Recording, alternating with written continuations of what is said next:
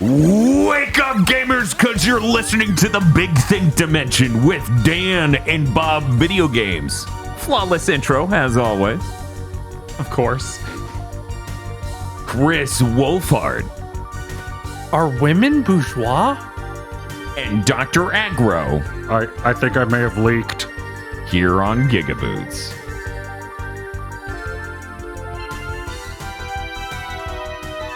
I don't know what changed in me today, gentlemen, but I heard the intro theme and went, how long has it been since I've played Mega Man? Is that a philosophical question? Like how many roads must a man walk down? No, it's more like a I'm starting to itch and shake question. I think that's it's more like of when Travis Touchdown goes too long without watching Char's counterattack, or I go too long without playing RE4. Yes, it is exactly like that. It feels awful. I've never... this is a first for me. I usually don't spend that much time away from Mega Man in order to miss it. And yet, here we are in the year 2022, a true dystopia. I'm a little high compared to everyone. There we go. Hello.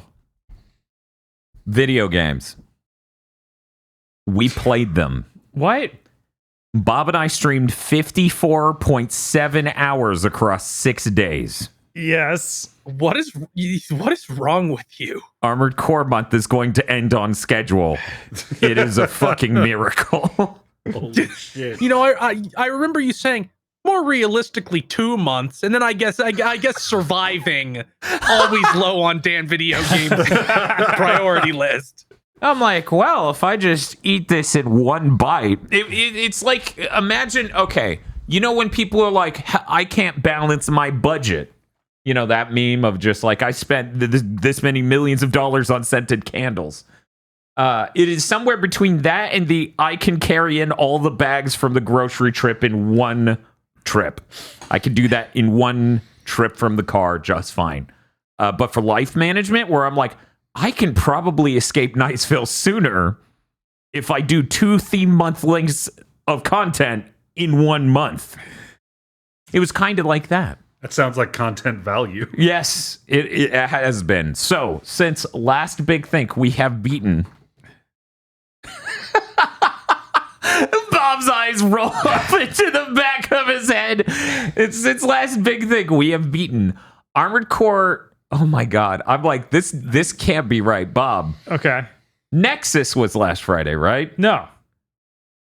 Of course not. How would we do 50 hours if it's just Nexus on Friday? No, it was Armored Core 3 and Silent Line on Friday. Back to back. No way. Then we went to sleep for a few hours and came back on Sunday and did Last Raven. It's only... No, we did Nexus on Sunday. Oh, yeah. Nexus. And then we booted Ninebreaker at the end of Nexus. Yes. Very excited to talk about that. The $100 Armored Core game that I'd never seen before. So we do 3 Silent Line, sleep for a few hours, Nexus, a little bit of Ninebreaker as a treat, and then 12 hours of Pokemon on Monday to get the hell out of 6th Gen. And then Last Raven on Tuesday night at midnight. So technically after we it was Wednesday had done work. Yeah, after we did 4 hours of podcast work. So we had recorded something, and I was like, that was hard. Thank God I get to go to sleep now. And just before I go to sleep, it pops up, going live with more Armored Core.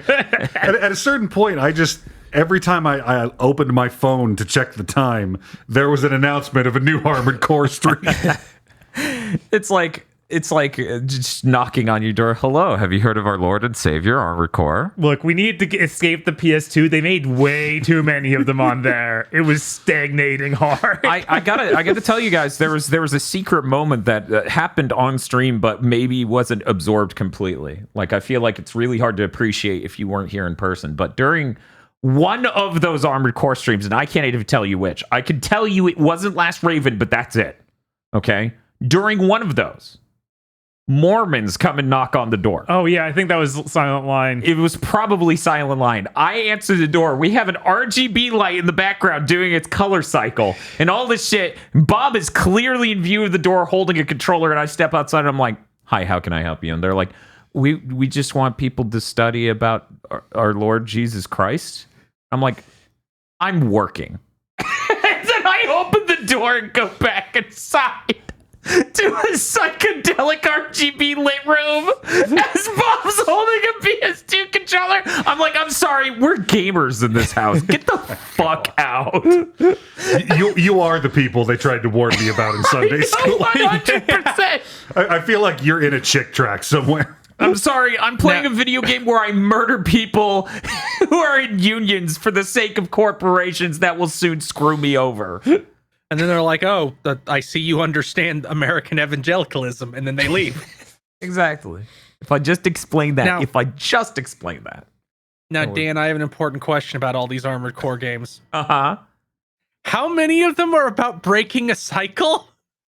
Okay, so weirdly enough, as we go on, they are less about breaking a cycle and more weirdly into direct sequels and no broken cycles. The coolest thing about 3 and Silent Line, also, guys, I'm just going to say this whole Armored Core talk's going to be spoilers because you are probably not playing those games for the plot. No, there's no world in which you should do that. The plot's barely there in a lot of them. It's not a problem. Don't worry about it. But I'm going to put up the image You anyway. could say all this about Dark Souls too, but a lot of YouTubers will come after you with knives if you do. That's true. All right, Stream Deck broke. Oh, that's great. I can't even pop up the fucking image. Awesome. That's really great. Anyways, cool thing about Armored Core 3 is that subterranean society run by an AI that is seemingly losing its mind. We're not sure. It just sends a murder team in to just kill an entire corporation, and people go, why the fuck did that happen? Well, I mean, an AI decided to do it, so it's probably for the best. Yeah, There are actually some companies that feel that way in universe. Yes. No, it's really good. There was one, I believe it was Mirage, was kissing the ass of the AI the whole time. And you're like, man, fuck Mirage. Am I right, Crest? And Crest is like, to be honest, we've been just doing this up to this point to kiss up to it too. And we're like, come on! So there was only one corporation that wasn't completely kneeling to the AI that's murdering people at random. But as you go to the end of this game in this subterranean society and you go and kill the rogue AI, it then performs its actual last function of letting you to the surface again. Humanity's just been sealed underground for hundreds of years. And at some point you start to get the idea, maybe, and maybe this is me bringing a lot to it, it's, thin material here. You get the idea of it knew that was its last function, then said, wait, then I'll just be left down here with fucking no one and got nothing going on, and you'll all just leave. Fuck that, I'm keeping you underground. Right. Like, there's a lot of, like, the surface is a wasteland, humanity has to survive in caves, but somebody's lying stories in science fiction, and I've never seen it's because the computer would be lonely. He might be scared. So people who pay attention to what I've expressed about the Planet of the Apes series will know I'm a big fan of starting your sequel 10 minutes later. Silent Line, in a complete change for the entire series, starts 10 minutes later virtually. It's probably a few months, but you get to the surface and then they go, yeah, there's something we're calling the Silent Line out here. And I'm like, oh shit, they explained the subtitle right almost immediately. They're like, a roving band of just mechs that are unmanned, unpiloted mechs will just kill anyone who tries to cross this line. Nice. It's pretty cool. So you're on the surface and there are a lot of interesting developments, and at one point, this is the reason why I'm going into the plot of the sequel. At one point, one of the corporations goes, things were really nice underground and layered. We want the people who are down there to stay down there and keep working on things for us. And it's like, they want to turn the entire subterranean colony into a work camp. Holy fuck! Yeah, they very overtly are like, no, we're going to set up like border checkpoints all around the exit to the city. It's fucking insane. It's unveiled completely. It's like, why are you telling this to me? I'm a mercenary. Yeah, there's a I feel like Armored Core possibly might be the best execution of navel gazing into late stage capitalism of any game franchise ever, and that includes Roller Coaster Tycoon. It really has been fantastic. With that said, that interesting story bit's there out of the way. 3 and Silent Line are too similar to 2. I don't think 3 should have been numbered 3. We play Nexus. They finally add dual analog stick controls. They redo tons of shit about it. They add tuning the parts so that way you can spend 10 points to spec to make your weight less, your cooling better, your defense against ammo types better. It's all sorts of stuff like that. And it's really great. It's a massive upgrade over the other ones. Problem, they didn't invest money in voice acting anymore, so the mission briefings are no longer spoken. And plotline stuff-wise, it's not as much there. So it feels like a complete massive upgrade where it's just like, this should have been the one that was called 3 or 4, but they didn't spend as much budget on it. It really shows in some other ways, too. Like, there are not nearly as many stages, and none of them are as big. That's true. I think there are like 6 or 7 maps. Yeah. And there are just a ton of missions at those maps. It kind of reminds me of Shinobi 2, where you just keep going back to like 3 maps. But it has like 2 to 3 times as many maps. But I was also thinking Shinobi 2 because that game literally has like 4 maps. Yeah, it's Nexus is still incredible. That menu music, the soundtrack, amazing. Yes. 3 and Silent Line are really disappointing on a soundtrack front. No penis music there at all.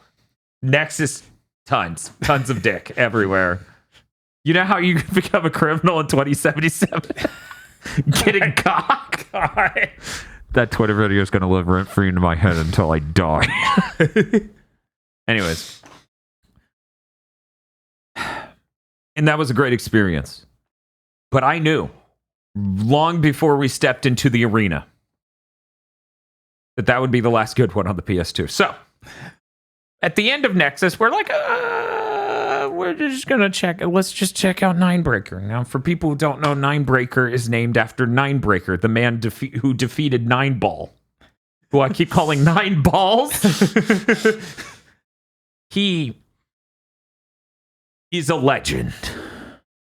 So much so that the localization team named a completely rogue unknown AI character or something in Nexus 9-Ball to just be like, it's him, clap! Thank you, US localization team. I will clap and then be confused. Ninebreaker, you would think, is like an amazing game focused on that. They're really hanging it on the guy. It's like if they made a bunch of Cyberpunk games and then one of them was like Atom Smasher, right? It feels like that moment. Right. And you have expectations. This is the least game Armored Core there is. Most of the game's training. So it's just like, get through this hole. Travel down this hallway and fast enough. You have a timer. Go. Here's your rating. And then there's the arena. And normally the arena's like, fight your way up. This one's weird. It's like, hit the search button after you've selected your tags. And at first there's only one tag, which is rank C. And then it will randomly generate people for you to fight. And it is obvious they're randomly generated. They have like completely random colors per part a lot of the time. I'm still thinking they could have taken like literally user submitted data for that stuff. Possibly. That's the only other way you'd have this many. Like, Right. it's way too many random things for it to be anything other than an algorithm or that. So you beat enough of those queried battles, and then you'll get an invitation to do an actually important battle. And then if you win that, your rank goes up by yes, and you get more tags, and then you can keep searching to. So we're done with that after like an hour and a half. It's like, this isn't a game. There's no plot. There's no fuck all this shit. We're good. Mm-hmm. Then we played Pokemon Y for 12 hours so we could beat it. Man, that story's even more of a mess than I thought it was the first time. Yeah. Playing it all at once really puts into light like how much of a complete mess it is. Yeah. Wasn't that the one where the enemy team was like, fuck the pores? Yeah. Yes. They yelled that a couple times. You remember it well enough. How are there poor people in the Pokemon universe? France. Okay, France. I don't. What do you want, man? What do you want?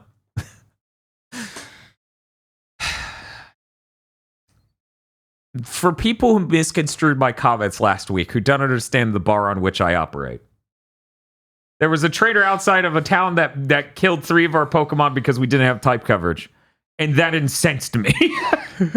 There was probably no real risk to us being able to beat it the next stream. I don't know. But I shouldn't be able to have 3 of my Pokemon knocked out by one guy because we didn't have proper type coverage. So the next week, we got a machine gun and just tore through the rest of the game, basically. Pokemon Y, that game's not done. That's about all I have to say, Bob. Yeah, like the entirety of the enemy team's plot and all 3 battles with the main villain of it happen within 30 minutes near the end. And it's really weird because each time you do the major battles with that guy, his team layout's completely different. It's just like that Pokemon you fought 10 minutes ago is 7 levels higher and a different evolution now. And it's like, yeah, that was 10 minutes ago. It clearly was not supposed to be. He went to the hyperbolic time chamber. Right? It literally feels like that every time. I spent 10 years in the hyperbolic time chamber. Now I'm Lysander Black.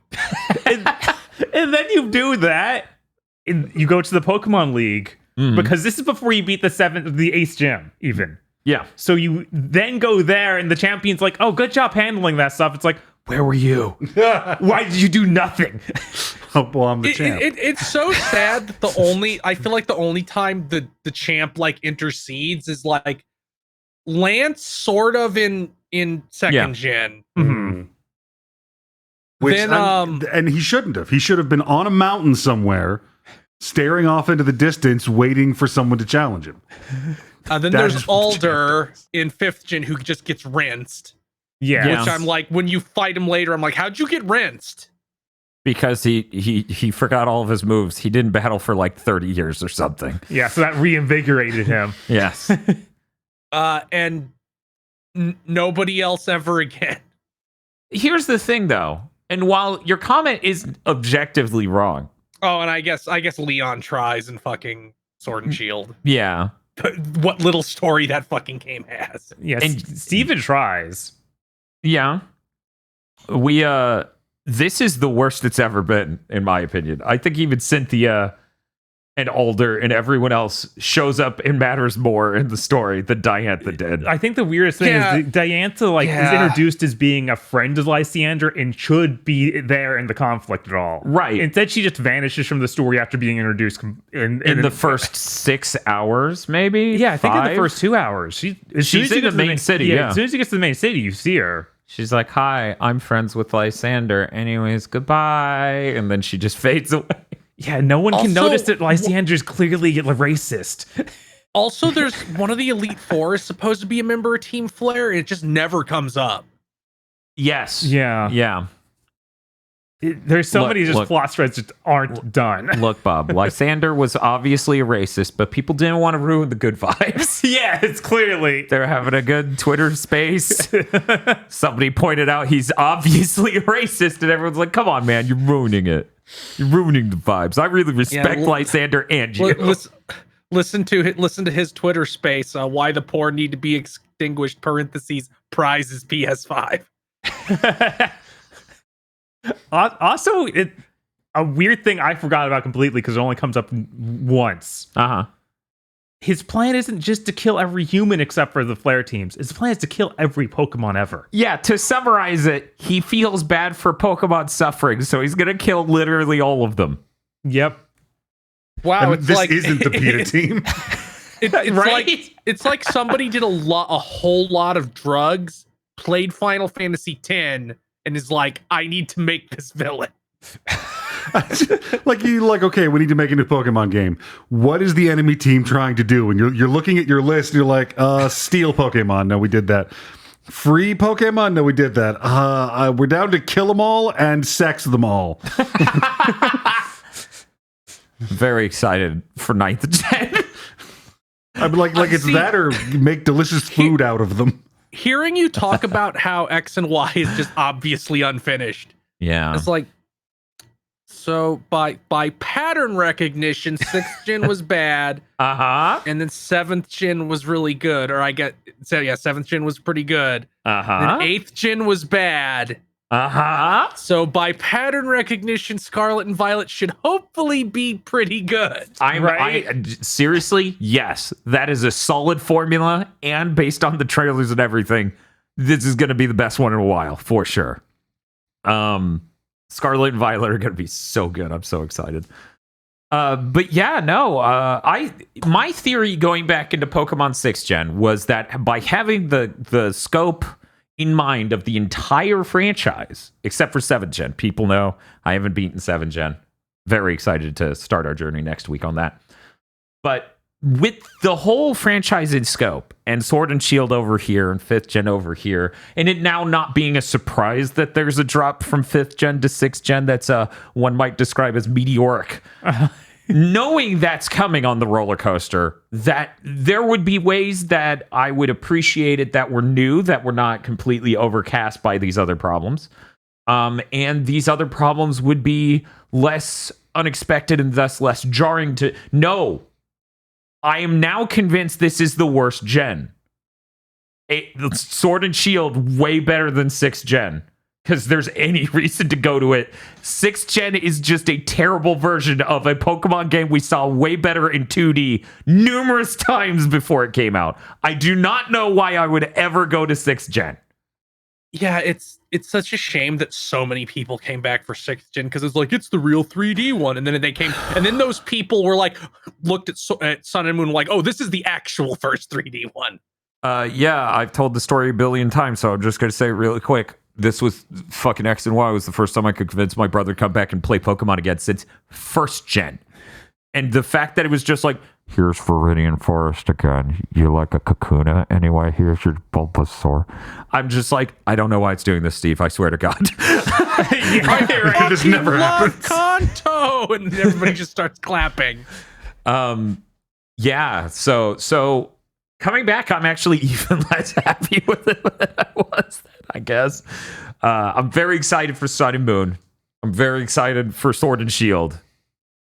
We will not have time to do anything else, unfortunately, before the new gen comes out, unless we do the hilarious joke stream ahead of Scarlet and Violet. You know, it's still on the table to be done after Scarlet and Violet, but I made the joke of, yeah, and then we do Pokemon Let's Go Pikachu, and I have to beat the entire game in one stream, and the only Pokemon Bob can draw for the whole stream is Pikachu. Send in your Pikachu requests. No, so you have to save the all-you-can-only draw Pikachu thing for when you do Pokemon Yellow. I don't want to do any original versions of 1st Gen because it will just take longer and not have more content. But that's the version that has Jesse and James are also in Let's Go Pikachu, aren't they? I think so, yeah. Are they? Yeah. It's been long enough, I forgot. Pikachu is Gardevoir. Pikachu butt hex maniac. Hey, those taxes still apply, so that's $100 Pikachu. If you want to request that, fine. Anyway, so Sun and Moon next week. So excited because I'm convinced we will get as far as I got on my original playthrough in just episode 1. Probably. I remember you dropped really quick. Yeah, I only got maybe 8 hours in. And then I was like, it's so linear. It's so railroaded. It's like Final Fantasy 13, but it's not pretty enough. It's not enough of a himbo to earn it. Yeah, it is admittedly pretty linear. Yeah. But I'm like, okay, it's so much better than 6th Gen. I'll take it. Right? Right, of course. Why wouldn't you? The real Chad's here being Oraz, Oraz being that much better than 6th Gen is pretty appreciable in retrospect. It's just like, man. It's so weird to even consider it the same gen. Yeah. Like, it's such a huge difference between that. Oh, yeah. and this. 100%. 6th Gen, by the way, was the first, if I recall correctly, global release of a Pokemon game for anyone who's curious. So what that means is this translation is the worst it's ever been. The localization is the roughest it's ever been, in my opinion. We haven't gone back and played the original version of 1st Gen, so maybe back then it's a little worse. But there are a lot of, to put it in other ways, which is how that clip hit Twitter, of us just sitting there, and we had 4 conversations in a row where characters would not stop going, here's what I'm saying, to put it another way, and then they would just repeat themselves. And I'm like, I need you to stop. Yes. I need you to stop now before I just commit a crime. I will say, 6th gen Yeah. does have, and I will die on this hill, Yeah. really good legendaries. Probably the best since 3. So you think X and Y with Xerneas and Yveltal? Mm-hmm. Why is that? Just they're cool. Oh yeah, like by design. Okay. Okay. I was like, I never give a shit about legendary stats or what they do. Or No, yeah. I ignore them entirely. I was just making clear. I was like, maybe he's just like, I like deers and birds. I remember looking at fucking Palkia and my team going like, what the fuck is this thing?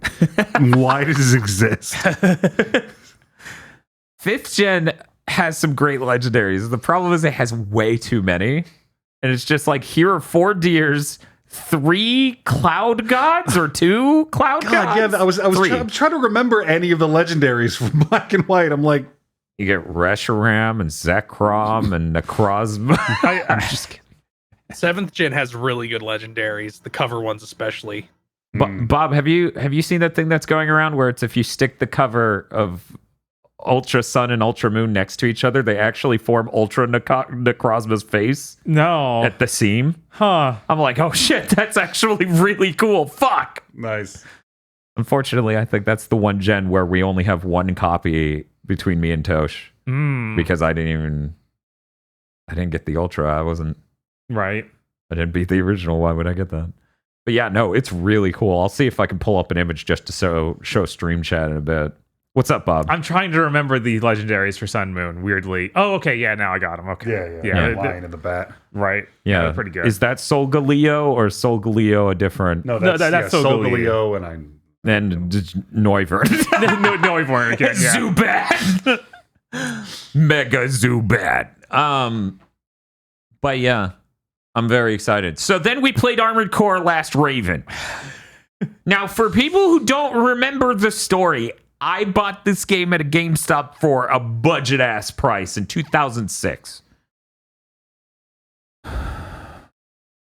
And after playing Nexus, I was like, this series finally did it. We're there. I never saw Ninebreaker back in the day. That was the $100 game, by the way. And for anyone who missed the intro, where I'm like, this is the $100 one. It's training missions and terrible arena structure. Anyways. So I put in Last Raven back in the day. It kicks my absolute shit in by the 2nd and 3rd mission. Just devastated. Horribly wrecked. Reason why? You're supposed to bring in a fully built out save file from Nexus where you have like $10 million, and that's the only way it was ever designed to be played. So, we do that this time. I didn't realize I still had the game. I could have sworn I traded it in, but something in me made me keep Last Raven, so that's cool, because that means I own every PS2 Armored Core except for Ninebreaker, which is $100. Fuck that. Last Raven is still a relatively hard Armored Core, but when compared to Another Age with its last missions that were like the 4 nightmare missions, the 4 gods, the 4 kings, it's not that bad. So we beat a route. And we're like, okay, that ending fucking sucked. What was with that? And it's like, oh, this one is multiple endings, multiple routes. That's the difference here with Last Raven. And we're like, oh, okay, cool. The interesting thing is this brings back a little bit more budget. You know, you get an intro CG cutscene that's kind of neat. You get story that's there. And it's like, this corporation, this organization of rogue ravens has declared a war against the Megacorps. Because this actually, weirdly enough, takes place after Nexus, and all of the corporations have formed one Megacorps called the Alliance. And the Ravens are like, fuck that, we're going to kill you. Anyway. So you have a 24-hour countdown to when they're going to launch the attack. And so you do these missions that take place across that. Depending on which missions you take up, you end up on one of 6 different routes. I believe it was 6. We do one, ending sucks. It basically just goes, fight these choppers. Oh no, what are these big bombers? Blow them up. Okay, you beat the game. And I'm like, there was no event. There was no nothing. I have no idea what happened. You just played credits and the game ended. So we do another route. This route is 80% identical to the one we did. Maybe 90% identical to the one we did, where it's just like, we're fighting the same people. We're doing the same thing. But there was one fight where this coked up bitch was like, hey, I don't care about your fucking virtues and ethics. Come fight me in the desert, you fucking cuck. And we're like, that bitch is crazy. We're not fighting her. The difference was fighting her. So this time through, we're doing mostly the same content, but we're answering her calls, which I think is a mistake. Obviously was. We go through the entire playthrough, and then as we figure out in this playthrough the nature of the unmanned war machines and where the factory is and what's causing all of this, and the suicide bomber factory is the same place driven by this AI, we go to the final mission. We're gonna end it all. We blow up all of its energy sources and it shuts down. And then out of the ceiling drops the coked up bitch. And she is the most I am cheating thing I've ever seen in an Armored Core game. She never lands. She has infinite energy. She has 6 weapons on her, so the weight thing doesn't exist for her. She has human plus, where she has all these stat buffs that you cannot get in this game. And she just doesn't land. She literally moves like a Zone of the Enders mech. As I'm just sitting here like, fuck. I feel like a mech warrior mech in comparison. I'm just fucked. We tried for what must have been 2 hours to beat her. And then we gave up because we already beat the game once. Fuck y'all. Yeah. And that was Last Raven. You either get no ending because they didn't make one, or no ending because she stops you. But she's the hardest route. So. And that's Armored Core Last Raven. It's pretty cool. There's a lot of promise, but man, that structure means you're replaying a lot of the same content. Yeah. And also, this is the first one in the series that has a garage theme, like for the menu where you get to customize your mech, which is literally painful to listen to. It has a weird droning, like record scratch, like car or chalkboard scratch. Let me explain. It's basically the equivalent of like if you found a way to make a techno machine, a synthesizer, make the sound of a nail going across a window. It's excruciating, and that loops. That's the loop. So this is the first one that Miyazaki worked on. He was a planner on this game, so the structure and the idea of this is his. That game seems really neat. That last boss was a fucking nightmare, but that's it. That's all we played in the 54 hours, 54.7 hours. Yeah, it was hardly anything, right? Yeah. We should have streamed more games, honestly. Clearly. But this Friday, we get to play Armored Core 4, the next-gen experience. To prepare us for that, we watched the X-Play review. Oh my god. The X-Play review's like, if you're sent in to kill a guy and you kill him, the mission ends. That's really bad. It's amazing how no matter how many X-Play reviews you watch, they're all the worst X-Play reviews. And possibly the worst game review ever. God, I gotta say, I saw you posted the cover for Armored Core 4. Yeah. I had forgotten that Armored Core 4 existed, so Yeah. I was hurtled back in time. You're like, Yeah, it honestly has a visual identity that's so different from the other Armored Core. So I can imagine just the box art in your memory slips out of space, not attached to anything. It's been so long, and like now that we are on the other side of the Square Enix font fiasco, Yeah. and it's just that but reverse colored. Yeah. So me and Bob are proud to announce we're going to start doing React streams where we only watch X-Play reviews. God, could you imagine? It's just us like cringing for hours.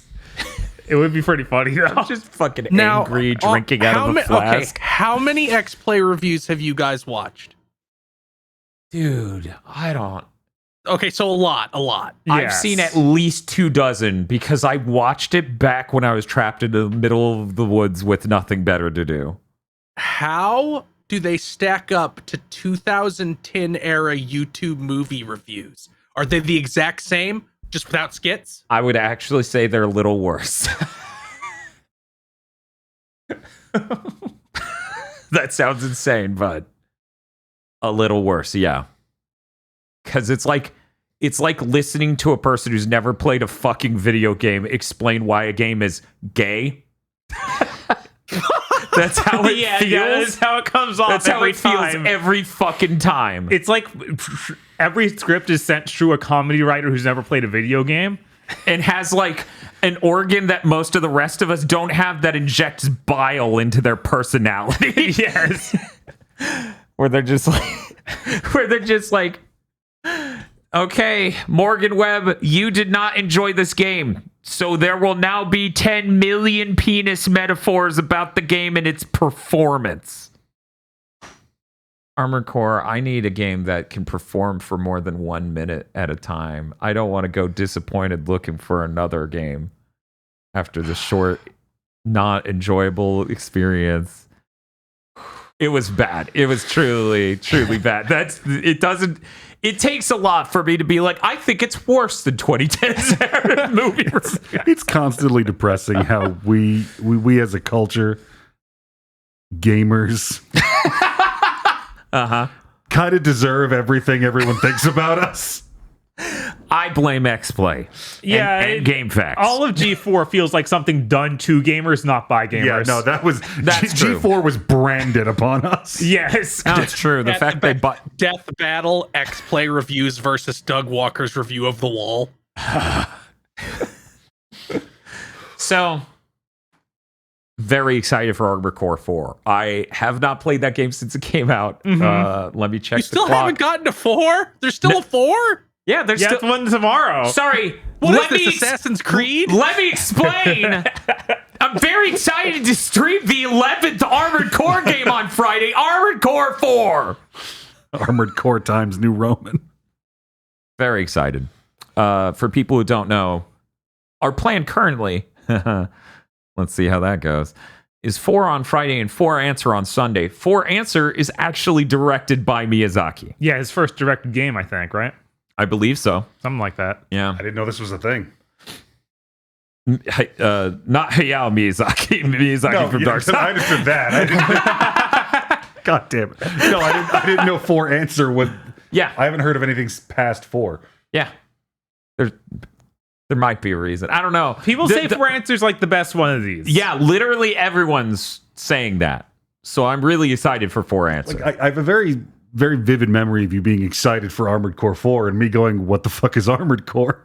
Yeah. And then just like this sheer cutoff. And I'm like, I don't remember Dan playing Armored Core 4 or talking about Armored Core 4 or reminiscing about Armored Core 4 at all. I did not like Armored Core 4 when it came out. I was disappointed as hell. I can't tell you why, other than I can't exactly specifically say why. There are missions where you absolutely have to make a light mech or you're completely and utterly fucked, but that happens in Armored Core games. Yeah. I don't know. I'm very excited for Friday though. That's gonna be good. People keep scaring us though. Let me explain. In the rest of Armored Core month, there's Armored Core 4 Answer. We're going to go to the PSP to look at the AI creation game for like 2 hours and go, ha ha ha, how funny. And then we're going to go and the next Friday do 5 and Verdict Day. Those came at the end of that generation. Yeah, they're 5. I'm learning so much. People scared us. They tell us 5 and Verdict Day are the fucking worst in the entire franchise. And as I've been rolling here like a pig in mud and shit, I just go, how? I played Another Age where it's like, there's a train track. Stand on this side of the rails and fight choppers. Okay. Now stand on that side of the rails and fight choppers. Like, I don't know. Like, it's not too surprising to me. That's a game where both of us played the demo for it, and we're like, no, thanks. Yeah, I mean, I remember a lot of the reason why is like that demo ran like total shit. Oh, yeah? What was it on? A PS3. Oh. Yeah. How come Dark Souls 2 gets a port to the PS4, but Armored Core 5 doesn't? I think we're about to find out. It's a fucking mystery. But yeah, I'm pretty excited. Don't worry, that PS4 port ruined it. Or did it merely reveal it to be Evergrace 2 with the saturation turned down? See, I'm one of the people who are like, no, the re-release of Dark Souls 2 was they were just like, what if we added even more enemies and put them all in even worse places? Oh, is this Scholar of the First Sin? Yeah. Yes. Yeah, everybody's got an opinion. So, okay, here's the best thing. Bob has been playing Armored Core 2. I mentioned this on Dark Souls 2. Yeah, Dark Souls 2. I mentioned this the first thing. I mentioned this on a few different streams, but I haven't mentioned it on Big Thick Dimension yet. Just looking at it. Just looking at the fucking game. As someone who's played Elden Ring, the Demon Souls remake, watched people play Dark Souls 1 and 3, looking at Dark Souls 2 feels like if a cast of comedians were hired and made to wear the Seinfeld cast's clothing and then just stand in their places and make an episode of Seinfeld, how uncomfortable that makes you. Because it's trying so hard to look like a Dark Souls, but it's not. Yeah, no, you see it for the first time, you're like, what the fuck is this? It's so weird. It's bizarre. Yeah. Like the environment and that's the design reason alone. it has people who will kill over it. Mm-hmm. Who are like, they really like, because it's so weird and surreal. As far as I have seen, through all the people who've come to streams and we've talked to there Across years. and me talking to people in person at GameStop, the only people who seem to like that game and seem to think it's the best Dark Souls game, that's their first one. And Usually I have even one example where Bob's wrong to temper an assertion like that. No. I understand why someone would like that one more, but it's not the same type of game. It's hard to explain, but I feel like you could like Dark Souls 2 more from the angle of like, there's all these crazy builds you can do, and it's and it's not colossal like Elden Ring. So I actually do wonder if Elden Ring will like eat some of the Dark Souls 2 fan base, because it's also that there's all this crazy shit and there's all these interactions you'd never expect. Like I got fed Elden Ring videos by the fucking algorithm. You know the Godskin duo? Yeah. Those assholes. Did you know if you just throw sleep pots at them, they just get sweepy and fall the fuck over? Okay, that works. So there's like all these weird things of like, no, you effortlessly cheese this boss by doing this one thing. And there's like something like that for every single boss in the game. Oh yeah, that's the good shit.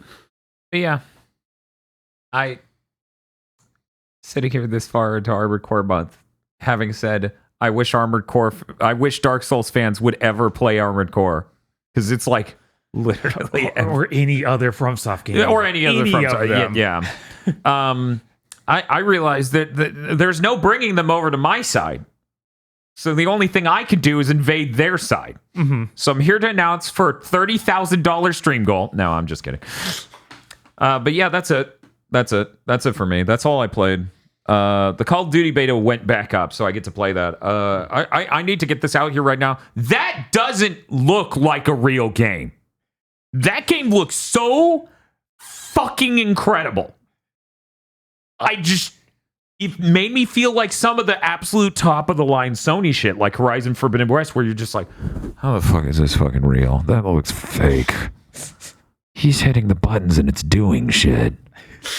You can't do that in real time. It's like you can't do that on TV, but it's more like you can't do that physically in this reality. That's how it feels. That Call of Duty looks immaculate. It runs at like an insanely high-end 120 frames per second if you set it up in that mode. And I'm like, oh man, video games, fuck yeah. You know, kind of like how one might feel if they get an RTX 4090, which I will talk about later. I would simply get out of my Tesla, go to the Best Buy, and just put down a $2,000 pre-order. Anyways, it's not 2,000. No, I know. I'm just like buying your GPU at a Best Buy. Weirdly enough, at one point in the shortage, that actually was a winning strategy twice, actually. Wow. Yeah, it was fucking weird. It was like how bad things got. Yeah, that's how bad As the things world got. turned on its head. We have multiple members of our fan base, our viewership, who did pick up a 3000 series GPU at a Best Buy because that was the best way to do it. The manufacturers just shipped them to Best Buy without announcing them online or selling them directly or giving to an online store. They just got it there. And I was like, oh, that's awesome. I it's probably a fool's errand to dream and wish of such a thing, but it sure would be cool if the 4000 series could go anything like that anywhere near launch of like, hey, your best friend. Anyways, Bob, Yeah. you play video games. Yes, I in fact played the Call of Duty Modern Warfare 2 beta. Oh. I actually did that. Fucking asshole. I know. How could I? Is it real, Bob? It is real. Wow. It does look incredible. There's a third person mode, which is really weird. I played like one match of that and I was like, I'm done here. That's not. Oh, maybe I'll actually look at that then. I have to 'Cause wonder. I don't know. Something about Actually- first-person Call of Duty always bothered me. Here's the thing, Chris. Bob, tell them the weird thing about the third person The mode. weird thing about the third person mode, if you aim down the sight, you go first person. Oh no, we're not fucking with you that. like the We're not full doing zoom? that. Yeah, so just full zoom. It's That's so good. really strange. I don't know who thought that was the idea. I don't know how stat heavy these games get. Can you like spec into reducing the time that takes? I mean, So you yeah, eventually actually, just shoot. you do get to have all the gun modifications where you can That help you the aim down bring it sight up. happen faster. Right. So in theory, that should affect that. Hell yeah, Devil's Third 2. I was like, there's some 7th gen game that reminds me of, and yeah, very, very well could have been. Okay, I swear I'm not doing a bit. Okay. Uh-huh. You said Modern Warfare 2. Yes. Haven't we already done the remake of Modern Warfare 2? No, we did the remake for Modern Warfare 1, and then we did the remaster of Modern Warfare 1 and 2, but those are different from the remakes of them. This Okay, is that's probably what I'm thinking of. Modern Warfare again being Call of Duty 4. And really, Yes. really Halloween is the sequel to Halloween, And but the not really a sequel important to thing here, Halloween. this isn't a remake of Modern Warfare 2. No. This is a sequel to the remake of Modern Warfare 1, a completely distinct and noteworthy thing. Yes, because a remake of Modern Warfare 1 is really just the same characters but completely different plot. Right. So making a sequel to that would not be the same.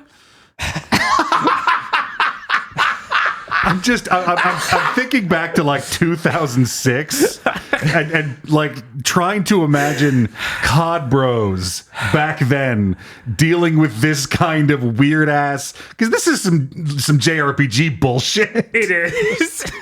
Yeah, I don't know. Yeah, so this is what you would call Modern Warfare 2. So you played Final Fantasy 3 asterisk. Yes, How was that Lightning beta? did return this time. Yes. Awesome. We got her out. Really cool trigger stuff from Cold War is not there. Yeah, for people Which who is don't sad. know, Call of Duty Black Ops Cold War is actually one of the most impressive uses of adaptive triggers outside of Astro. So, like, each and every gun felt different, and each bullet properly reacted on the trigger. Hearing that from Bob is so depressing. Surprisingly, the haptics on the controller, other than that, non-trigger stuff, feel better. That is easier to do. Yeah, like that feels like really well done with all the explosions and stuff happening, and feeling like they come from the proper side of the controller. It's really neat. Yeah. It sucks though. Yeah, no, I really miss that. That's absolutely one of the coolest things from Cold War.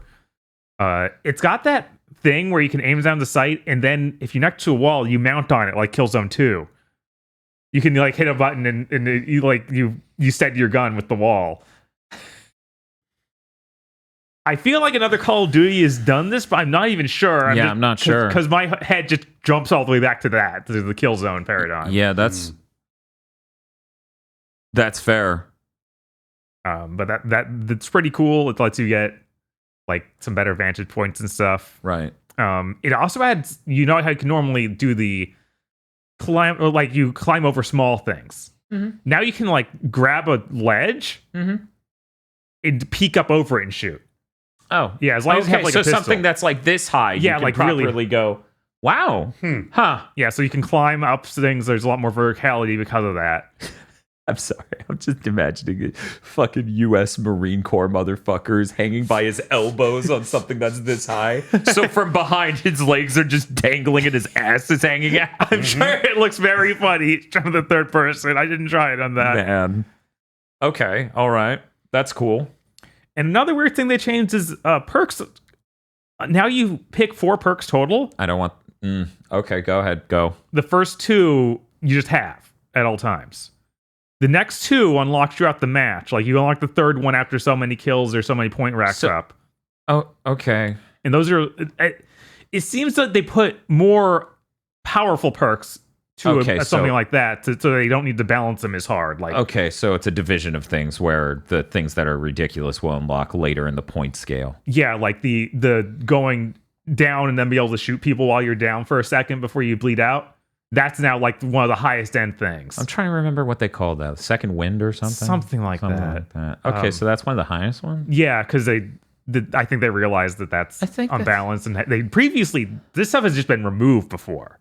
Yeah, I know. So seeing the perk put in like this, I'm like, well, that's a neat idea of a way to get them in there again. I'm actually more interested in how that affects the feeling of a battle. Mm-hmm. You know, because a lot of different genres do a better job of making it feel like there's a beginning, middle, and an end to the gameplay flow. And Call of Duty has never really done that as far as I know. It's kind of just similar shooting the whole time. Yeah. Like, sure, for the first minute, you won't have as many kill streak rewards, but even past 1 minute, it's like those start popping and shit. You know, you play something like a MOBA. Right. A MOBA's very different at the beginning of the match, the middle of the match, and the end of the match. So that I'm interested in how that'll affect that. Yeah, I don't know if it's going to cause too big an effect on that. I figure when people just start popping out the shit that's like kind of ridiculous. Is martyrdom in the game? I didn't see martyrdom, luckily. They did put the like sleight of hand, the stuff where you can switch weapons and reload a lot faster. That's on like the 3rd one. But it does let it be completely insane how fast you reload stuff. So I'm like, okay, I'll take that. Oh yeah, 100%. Because I've always thought that was cool. Because then if you obsessively reload, it's like no impact. Right. But yeah, this seems really cool. It gives you 3 maps to mess with. The beta's up again now, so you can go play it. I think that lasts until Sunday or something. It's like the 26th, whenever that is. Yeah, if the 26th is the correct day, that should be about Tuesday. Let me check. Yeah, that would Monday, because the last one ended on last Tuesday. Okay, so that makes sense. I'm probably gonna play a bit more of it. It does seem like a lot of fun. I like 2 of the maps they have. They have this one hotel map, which is like a big indoor building with multiple entrances to it, and then another one that's like it reminds me a lot of some Modern Warfare 2 original maps where it's set in some blown out streets. It's a lot of fun. Then there's this other one that's a marketplace in some sort of Hispanic country, probably Brazil, but I don't know if they actually say where. And that one's horrible. They don't say where it is, but they assure you it was Russia's fault, whatever happened. Yes. Absolutely. This is the remake timeline. I have to wonder how bad this story is going to be with that. I fucking, dude, I'm so excited to replay the original 1 and 2. And then the remake of 1 and just have a stroke and then be like, okay, what are you guys doing this time? Because what was it last time? Yeah. On Call of Duty. I believe it was the 2019 release of Modern Warfare, the remake. They changed a slight thing in the writing where they're like, this war crime wasn't America. It was Russia, actually. Yes, they did do that. That's messed up. Yeah. Yep. So I'm kind of excited in a certain way to just be like, how we gonna fuck shit up this time? You know who repealed Glass-Steagall? The Russians. How could they do that? Oh my god. But yeah. Didn't they say like the 2024 Call of Duty was going to be about Iraq? All I remember is that the 2023 Call of Duty is going to be just an update to Warzone. There's no game that year. And yeah, that's why I meant said 2024. Like they established the one. And then I'm sitting here like, wasn't Modern Warfare the original already in the Middle East? I failed to see the significance. This might be a bit more about the real life stuff. I don't know. Who knows? I don't know. Real life as presented to you by the State Department. Yes. Yeah. Don't worry, they have an expert who's telling them what to tell us. But yeah, I think this year's game, no matter how good it is just going to have this dark cloud hanging over it of next year's game isn't a whole game. Yeah. Next year's game is Warzone. I don't like Warzone. If Warzone was more like normal Call of Duty, I might like it more, but it's Battle Royale, you know? That's a really different thing structurally. Right. This kind of had the burden of possibly being the last Call of Duty in a way. Yeah. Because if the deal goes true between Microsoft and Activision's own like devolving, right? Them decomposing Activision is. Yeah. Just between those two elements alone, it's just like shit's gonna be weird for Call of Duty going forward, possibly. Yeah. Yeah. There's no telling if it comes back and is better, or if it comes back and literally all talent is left, and it's not the same game at all. Or it comes back and the campaign's a third as long because somebody has decided that nobody actually cares about the campaigns. Yep. When it's $70. Oh boy. So that's exciting. Yeah, I'm excited to check out the beta. Yeah. I also played Dragon Ball The Breakers. Oh no! This is the asymmetrical multiplayer thing, right? Yes. I assume no one else has tried this. Okay. No. This has a big intro where you play as a random creative guy in a Toriyama style. You can make nothing but horrible looking freaks. Oh yeah. Always. You do this mission where Trunks helps you escape to his time dimension. Because he's a time patroller or whatever. What exactly? Time patrol. It's just time patrol. Yeah, he just calls himself a patroller. So I wasn't clear for a while. They introduced two OCs that are also there with Trunks, and they look terrible. Like I don't think Toriyama would ever draw anyone who looks this bad. And then we just find the mechanics are literally Cell is trying to kill you. Now, is this purple Cell or normal Cell? This is normal Cell. Okay.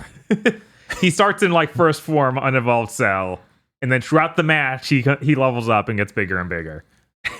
He gets huge. Yes, he eventually becomes perfect Cell, and the size of a building.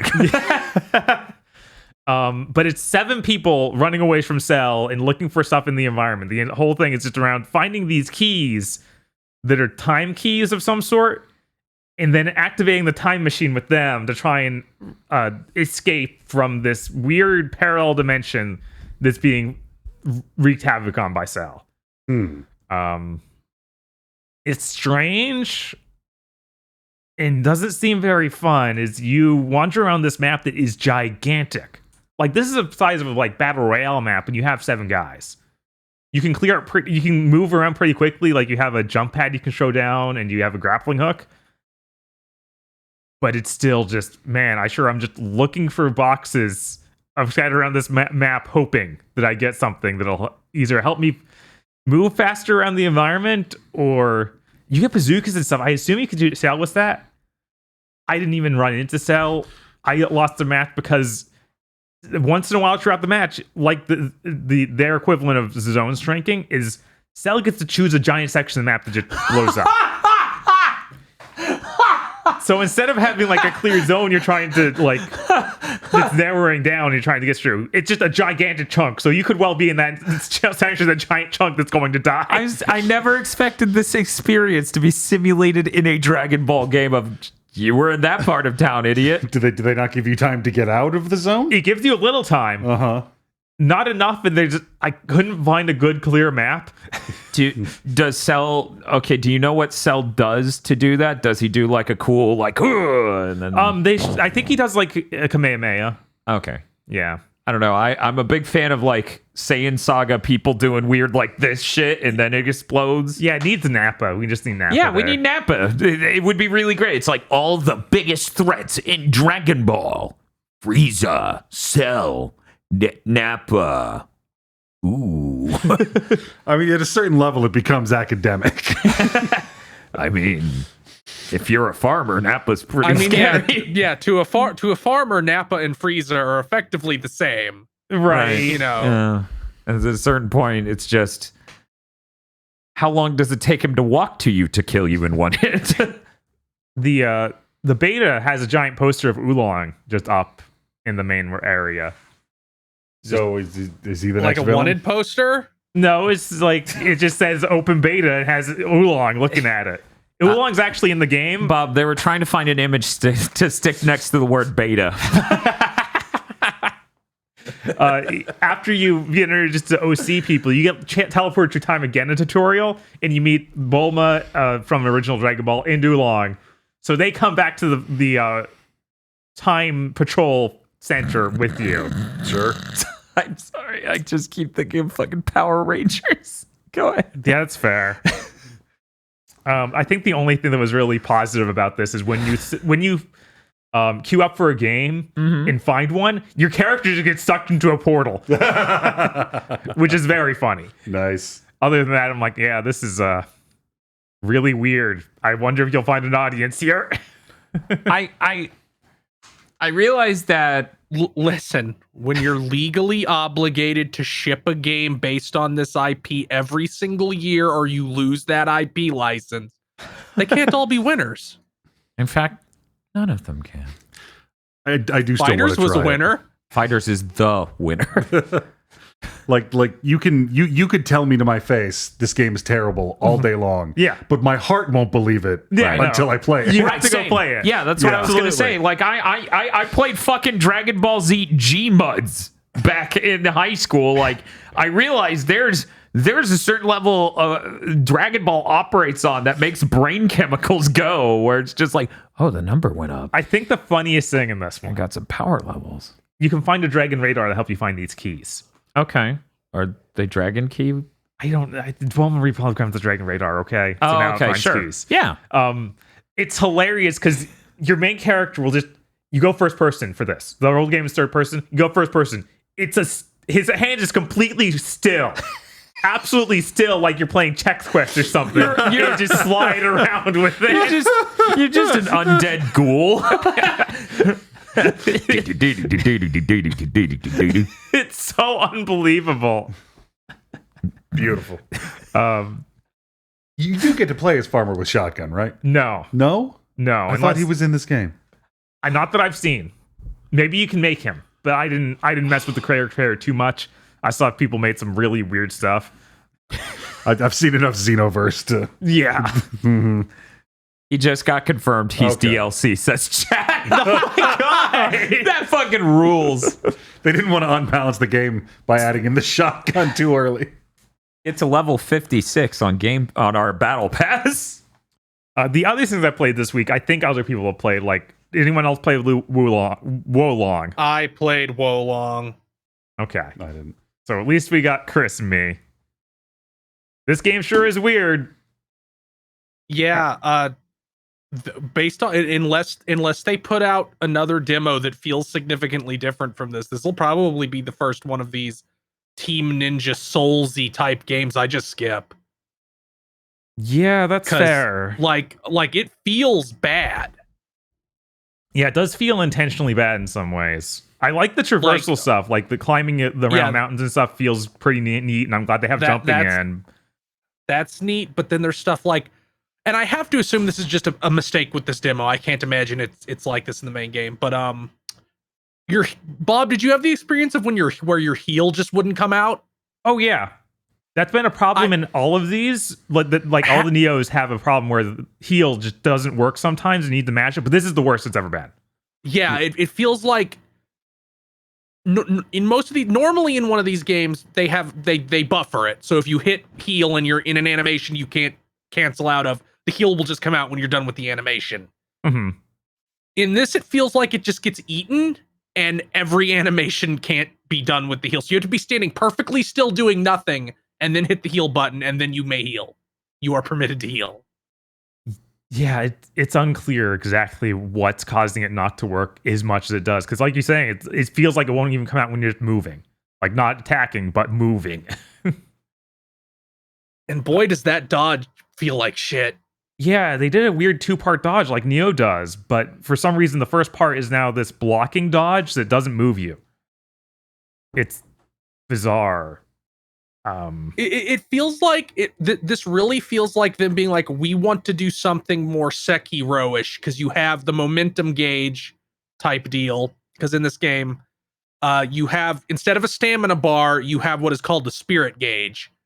and it has two sides, a blue side and an orange side, and doing anything that would cost stamina fills the orange side. And pressing your attack fills the blue side, or if you have orange, it'll empty the orange side. So you can only one side can be full at a time. So doing anything that would cost stamina, like using your special techniques, blocking, attacking aggressively, those all fill the orange side, and when it maxes out, you like fall down into your eviscerate me state. And that feels a lot like Sekiro. Yeah, this definitely wants to be Sekiro. But I think that they actually make it feel worse, which is crazy because it's not FromSoft. Yeah, like I said, this is the first one of these where I'm like, this feels like a FromSoft game. Like to use that, I talked about how it's a blocking dodge thing for the first thing, but I feel like I need to literally just stand still and not be moving for that to properly work as a block. Which does not lead to me it feeling good. Like if I need to completely remove my left thumb from that stick to use this block, it's strange. It also has this weird element to it. Like it feels like it's not a block, it's like a parry. But yeah, you have a regular block too. It feels like it works differently for regular enemies versus enemies have big red moves where they like glow red and you can't block it. You have to parry it. But if you parry it, you get like you instantly knock them down into the fuck me state. Right. Or you do like a big cinematic counter if it's like a big monster enemy. But it feels like that works by different rules than just using it on some guy. Like it feels like, no, you hit it the instant the attack makes contact if it's a red attack. Otherwise, you have to like time it. I don't know. It felt bad. I was able to pretty consistently counter the red moves, but never anything else. I was able to consistently counter a lot of things, but it was down to, like I said, I cannot be moving the stick. Like if he does the I'm moving dodge block, it just doesn't work half the time because I think that it's based on the hitbox getting smaller because he's now stepping. So now the attack's technically missing, so you're not going to get the parry, even though the sword went through you. It's weird. Also, I feel like all the weapons are way more simplistic than Neo. Like every one of them has a single attack string, and then you can get one special attack that's different if you do it during the combo, or you have your triangle button will do a basic different attack normally, and then if you do it during the combo, it'll be another attack. But it doesn't branch off like you see in Dynasty Warriors or anything. It's just, oh, you've hit it while you're attacking, so you do this move. And also Neo has 3 stances for each weapon. Yeah, and this has none. And this wouldn't bother me as much as if they didn't feel like all of the combos are like this big pre-animated attack sequence. So it feels like you get locked into this giant animation that looks nice, but doesn't feel good. Like you can't. Now, this is like a very weird thing to describe, but I just got this impression playing it of like, this feels like a Western action game. As I was hitting them, like that very thing you described with the attack animations, I'm like, this doesn't feel like Neo or anything like that. It feels more restrictive. It does, yeah. Which is unfortunate because I think there's lots of neat things here, and this is the prettiest Team Ninja game I've seen. Like that looks way better. It has some cool stuff like the magic system, where magic is no longer dictated by like, oh, you can only bring the homie of the spell, or it'll burn through your MP, and now it's just the spirit stuff. You can use it a lot more frequently, so you're free to mess around with that stuff. That part I really like, because I'm glad that they're like, why are we limiting you using this? Just use it. And they also add stealth mechanics that are like a lot more fully featured. You have like a detection ring around enemies, so you can tell when they hear you coming. I chose the water style, so I was able to go invisible, and they can still hear your footsteps. So you have to like walk close or up to them instead of running or anything. And you can still get stealth kills like that. There's no stealth crouch, right? It's just walk slowly. Yeah, it's unfortunate where there's such a focus on that. It's like, why don't you just give me a crouch? Why do I need to choose the water style so I can go invisible? I feel like if you had a crouch, that would help a lot. There's also go on. I did have this problem with it where I discovered the secret tactic that works on every single enemy, including the boss. What's that? Where just block, and since your stamina, you get your stamina back when you hit them. I'm just like, well, I'll just block until your combo's over and then start hitting you while you're in your cooldown frame. Well, while I have frame advantage. And like that really humiliates like the tiger things. Mm-hmm. Like they just have no answer to just hold block. Yeah, it took me a while to figure out that I could do the parry thing while blocking. Once I figured that out, I was like, oh, well, I'm no longer in danger while I'm doing this. Ooh, see, I didn't know that. Yeah, that's how I eventually just rinsed the final boss. I was like, oh, that's what you wanted. I figured that this was one or the other situation. Behold, system mastery. It's also got a weird system for morale, which I don't fully understand. You go around that's sure one of those mechanics where I'm like, I'm never gonna know what you do. I guess the higher the number is, the better. Right? You go around placing flags in the different parts of the area that are like at set destinations, and it says fortitude up, morale up. Like, to what end? And I think that this unlocks the ability to use more magic spells. Is you unlock more of that stuff in the area, so you can get all 4 of your spells in use at once. Oh, by the time you've finished clearing out an area, which doesn't feel great either. Like, I don't want to be limited to which spells I can use based on how much of this one stage I'm playing, and to have to deal with that every time I get to a new stage. Yeah, it's strange. Well, it also goes up just when you kill guys. Does it? Yes, it does. And also, enemies will go up when they kill you. Yes, I noticed that too. Or it will go down if you kill them and then die to someone else. So, Chris sounded like he's not even going to pick this up. Is that right? It really, like, they always do a second demo way closer to release. Mm-hmm. If they fix, like, if they don't fix that healing thing, absolutely not. Like, that's too big of a problem. Okay. Or your heal just won't come out. That's way too frustrating. Bob, you're still signed up? I don't know. Wow. Okay. Yeah, like I said, the way that this combat feels just isn't like we're starting to have real action games come back. Like I played Valkyrie Elysium the other week. This Solstice came out yesterday. Yeah, Solstice just came out. There's regular action games. I don't need to go to these Souls games anymore to get a dose of an action game. Mm-hmm. So to going to a Souls game that's weirdly feels worse than the previous ones Team Ninja's made by a lot feels wrong. Like this did nothing but make me more worried about the company. Of like, I thought that you were getting better and maybe we could move away from these. And instead, they're just worse than ever, which is frustrating.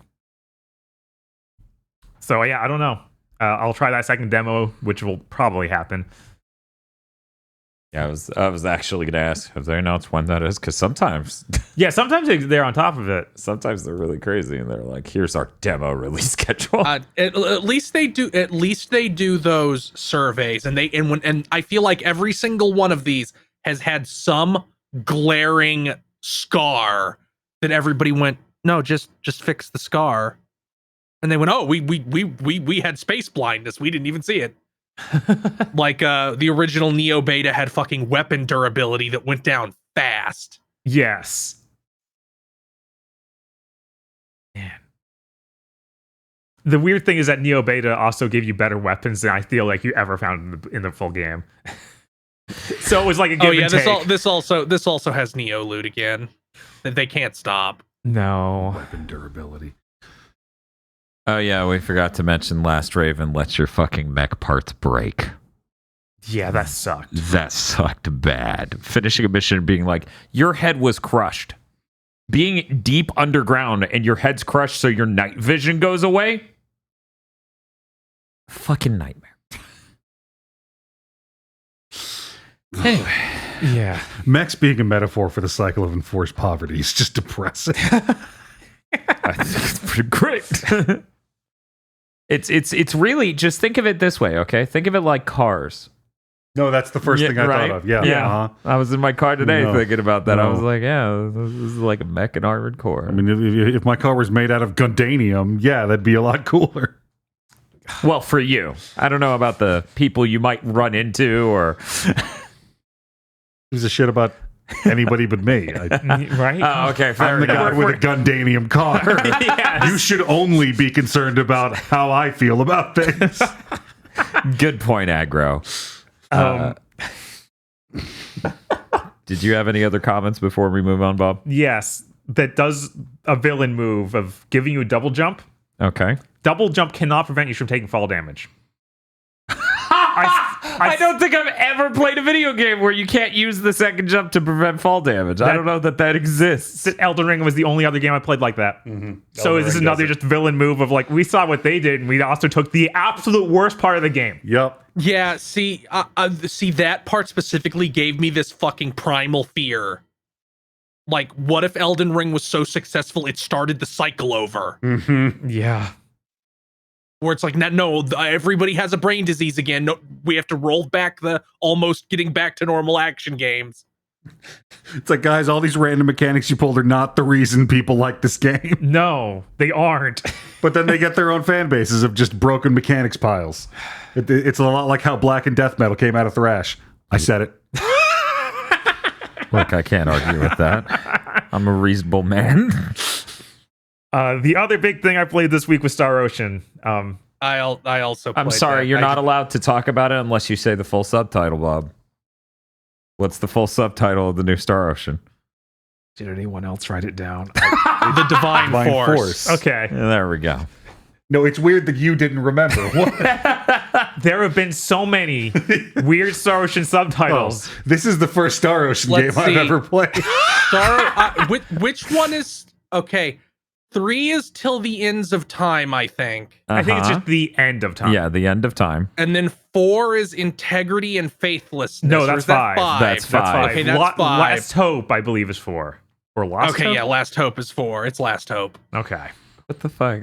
Between Divine Which Force and the which Last one Hope. do they become the Star Ocean? I don't know. The subtitles just sound like Star Wars subtitles. And the second evolution is 2. Why Because does none Yeah, of but them that's have only a the number. PSP one. Was That's one only the first PSP evolution? one. What they call 2 regular then? The Star Ocean, the second story. Yeah, the second Okay. story. Why don't they subtitle them like fucking Star Trek episodes? I don't need these So, Star Wars subtitles. Funniest thing in this demo, Okay.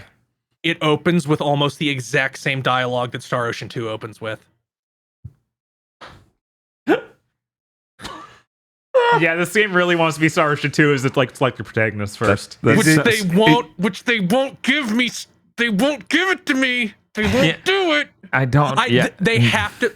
Oh, but here's the thing. I assume they have to be actually doing it, or else they just do what they're doing with Valkyrie Profile and be like, "Here's the PSP version." Right. Mm. You have to wonder.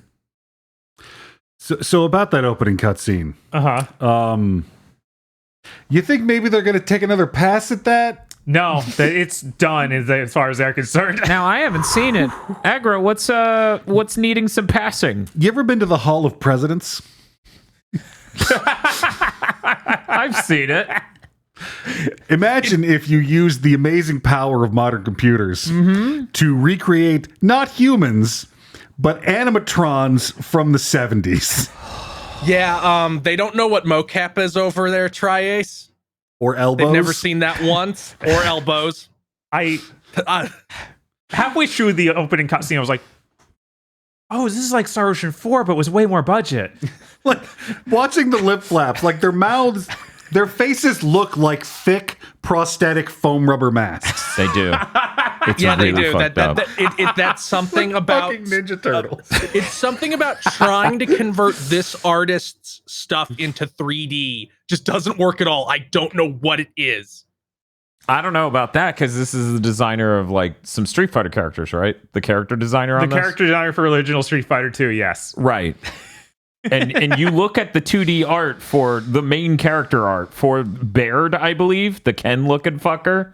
And it's like, oh, this guy looks great. And then you see the 3D model. Game, and his face is all weird. Yeah, his face is a faux mask that has an allergy to bees and got stung. I'm so glad I just learned that that's the same character designer because I'm looking at the screen where they're telling me I cannot pick this cool looking Joan of Arc looking chick that I have to play as Space Ken. Going, now, okay, I get it. It's a guy with long blonde hair. But I mean, he really looks like Ken.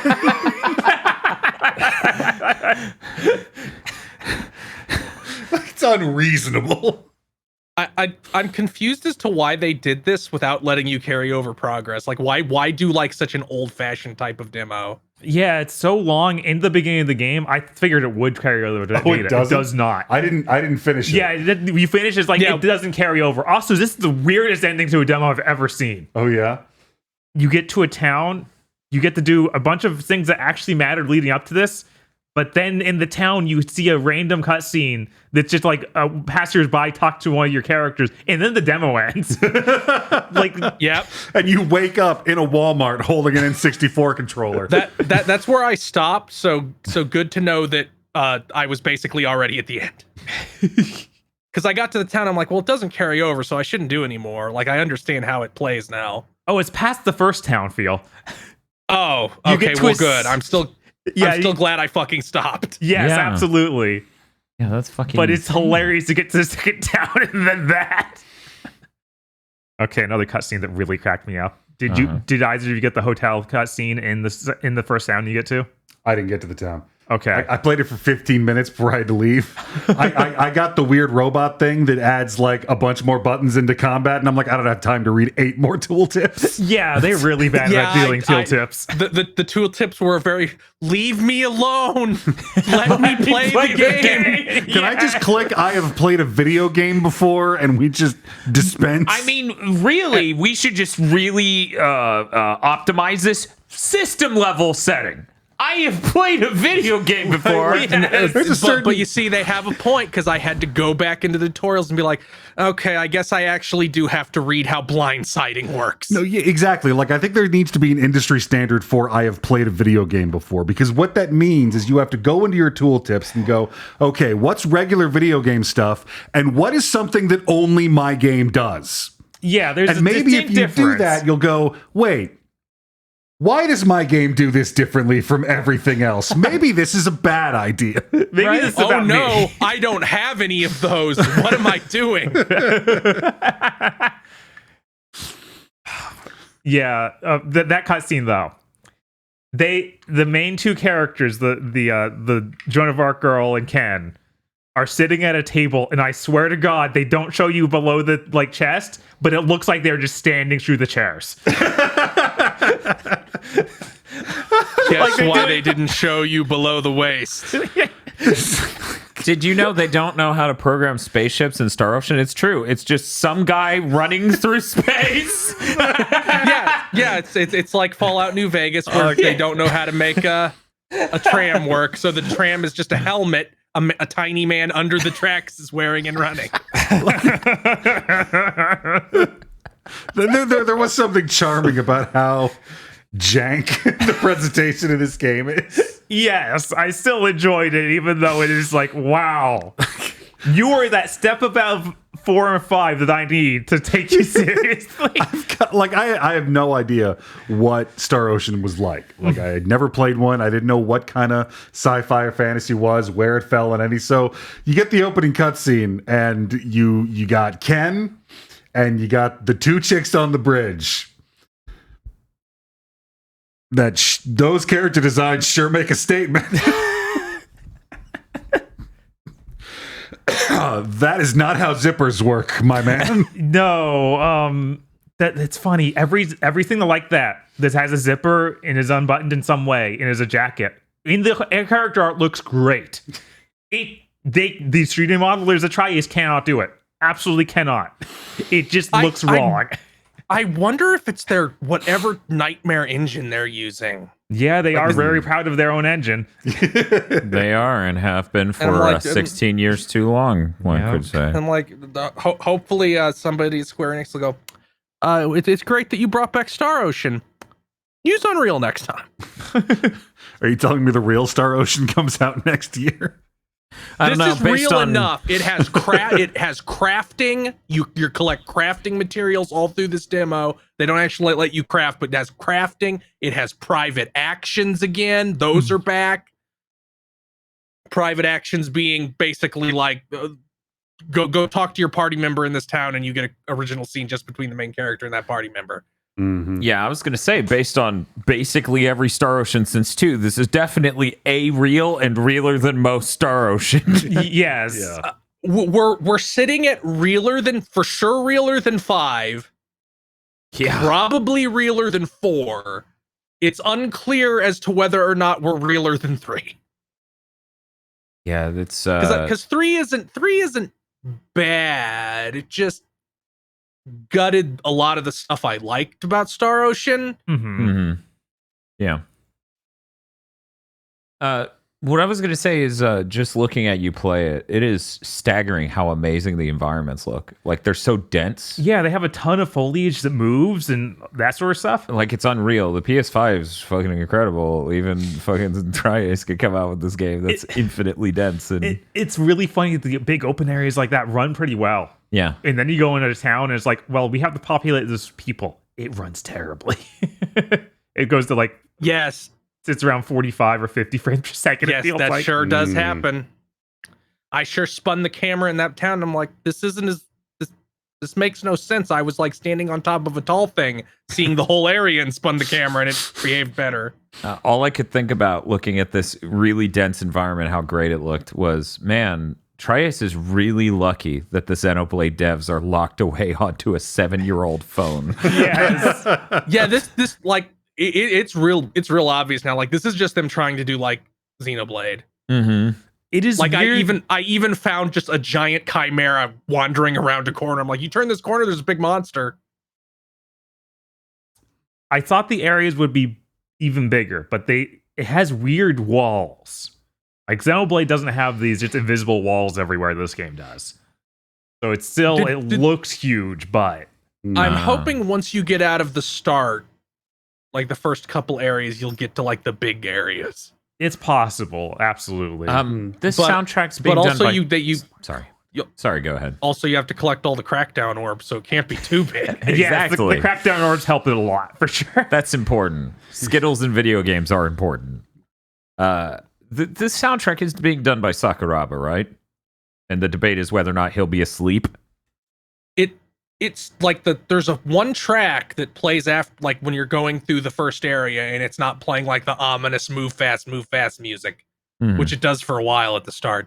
And it sounds like a good Star Ocean track where it has like the faint chanting type like that feeling to it. Like it reminded me very strongly of tracks in Star Ocean 2. Okay. Cool. I did seriously need that track to chill the fuck out while I was going to the ruins. I'm like, I'm fighting shit tier enemies and jumping on stairs. Like, you can calm down. I don't need the choir. Look, aggro. There are too many games these days that don't just go crazy with the battle combat theme. I need people to go crazy. That was the worst part of the Valkyrie Elysium demo. Every battle should be playing some insane Square Enix PS1 track. I sprinted through the whole area just to try to keep up with the pace of the music. That's also what I did. Oh, I'm so happy you run into those thief enemies, and I'm like, these are just redesigns of the funny thieves from Star Ocean 2. They're like the exact same thing. They're a little bit different because it has to be in 3D now, so it can't be a Smurf like it is in the PS1 game. But it's like, this is so obviously the same thing. It's great. They're actually trying when they haven't done that in a while. I really like when you fight them and they start talking. I'm like, you guys aren't supposed to talk. I'm sorry. I'm murdering hundreds of you. You can't be talking. I think that's what they were talking about too. Like, I couldn't have, and then the sound thing cuts out. Another big buff.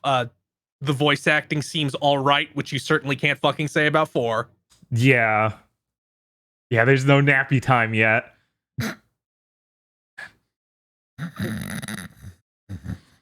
Some of the dialogue is really weird and awkward, though. Like when he first crashes on the planet and is meeting the other two locals, he's on a phone call with his brother, and it feels like they forget that they're talking on the phone half of the time, and that conversation just becomes weird. It's weird how many times the girl and the brother on the phone talk before like Raymond engages. Mm-hmm.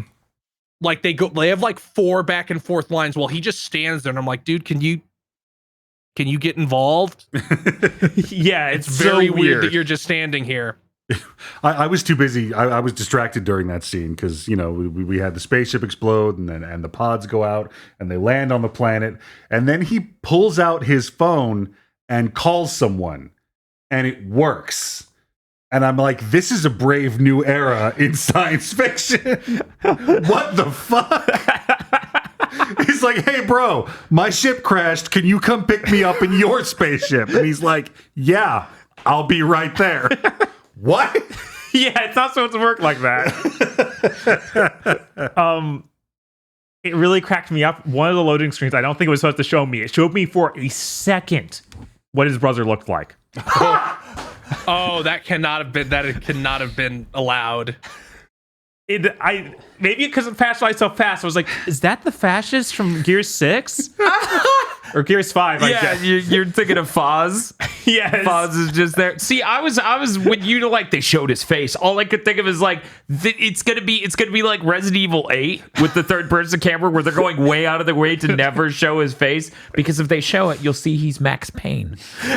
Ethan Winters just has the face. Oh my god, I wish. That should be epic. Hear me out.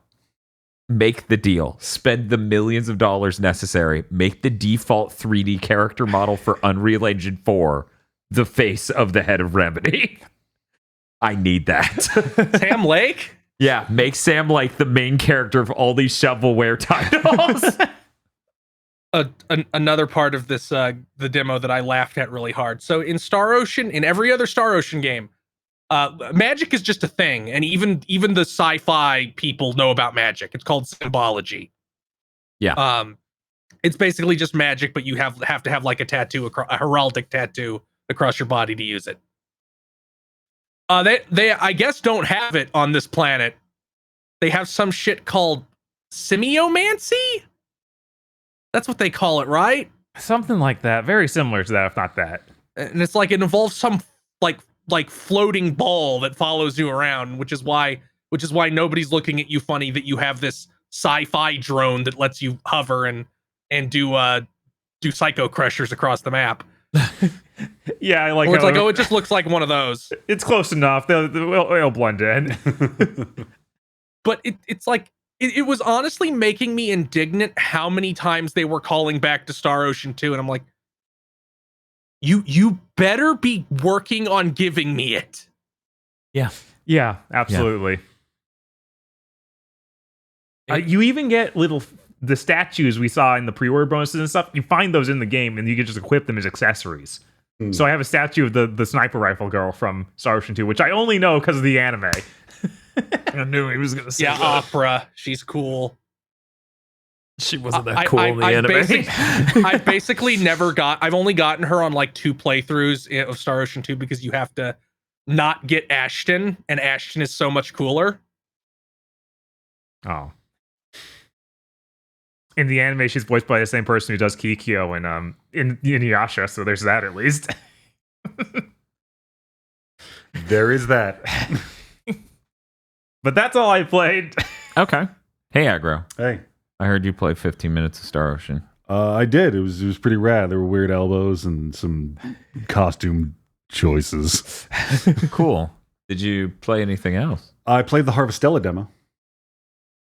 Oh yeah, I also got to play a little bit, but I didn't play enough to feel like I could talk about it in depth. So if this big thing had a subtitle, it was Everyone But Dan Eats Dan's Lunch. But I didn't have time.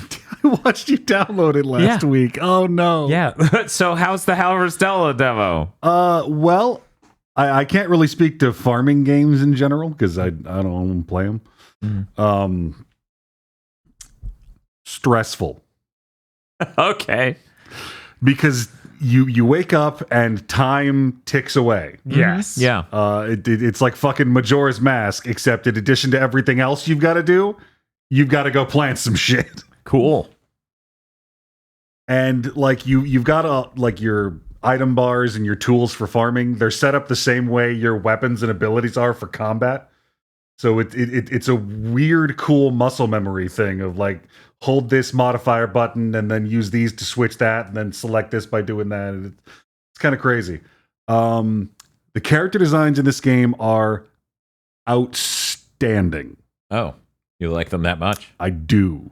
I mean, I liked what I saw in the trailers, but they are great. I mean, I may be biased because the blacksmith is like a 55-year-old woman with like a white A cut and muscles, and you know that.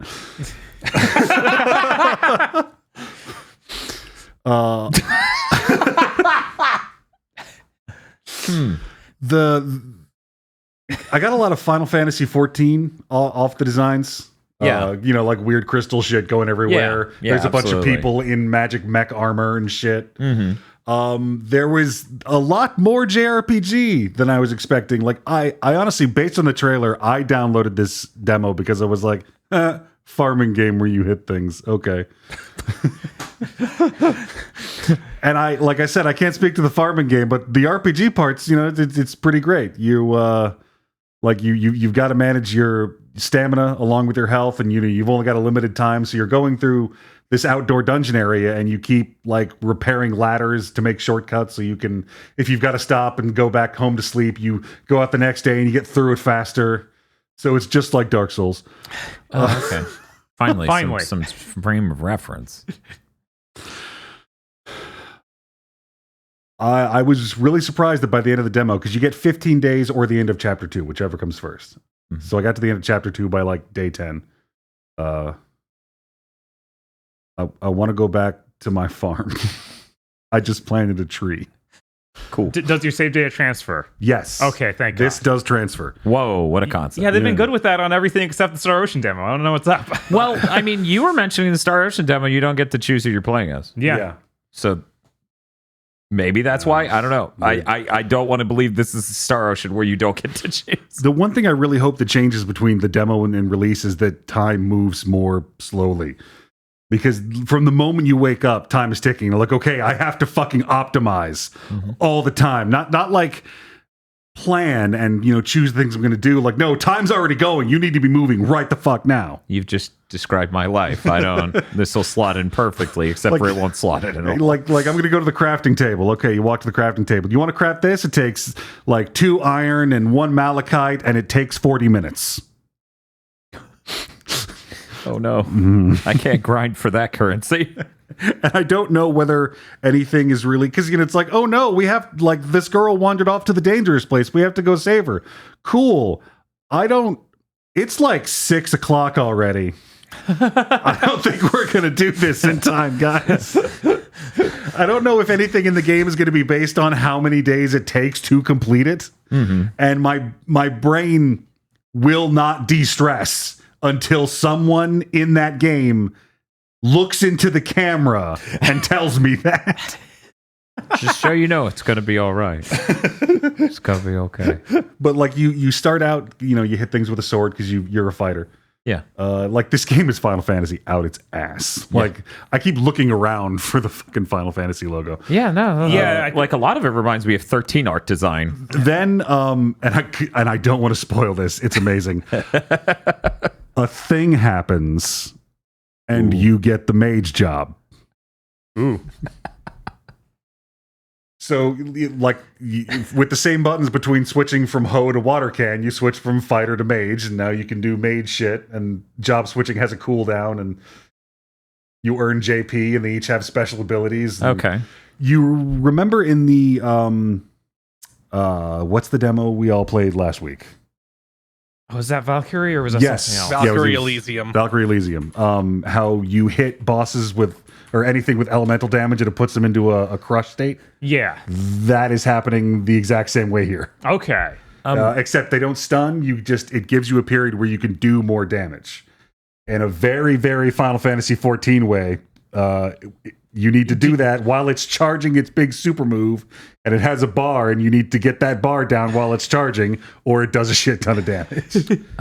When you change between these two roles, fighter and mage, do they call it a paradigm shift? Is that how directly 13?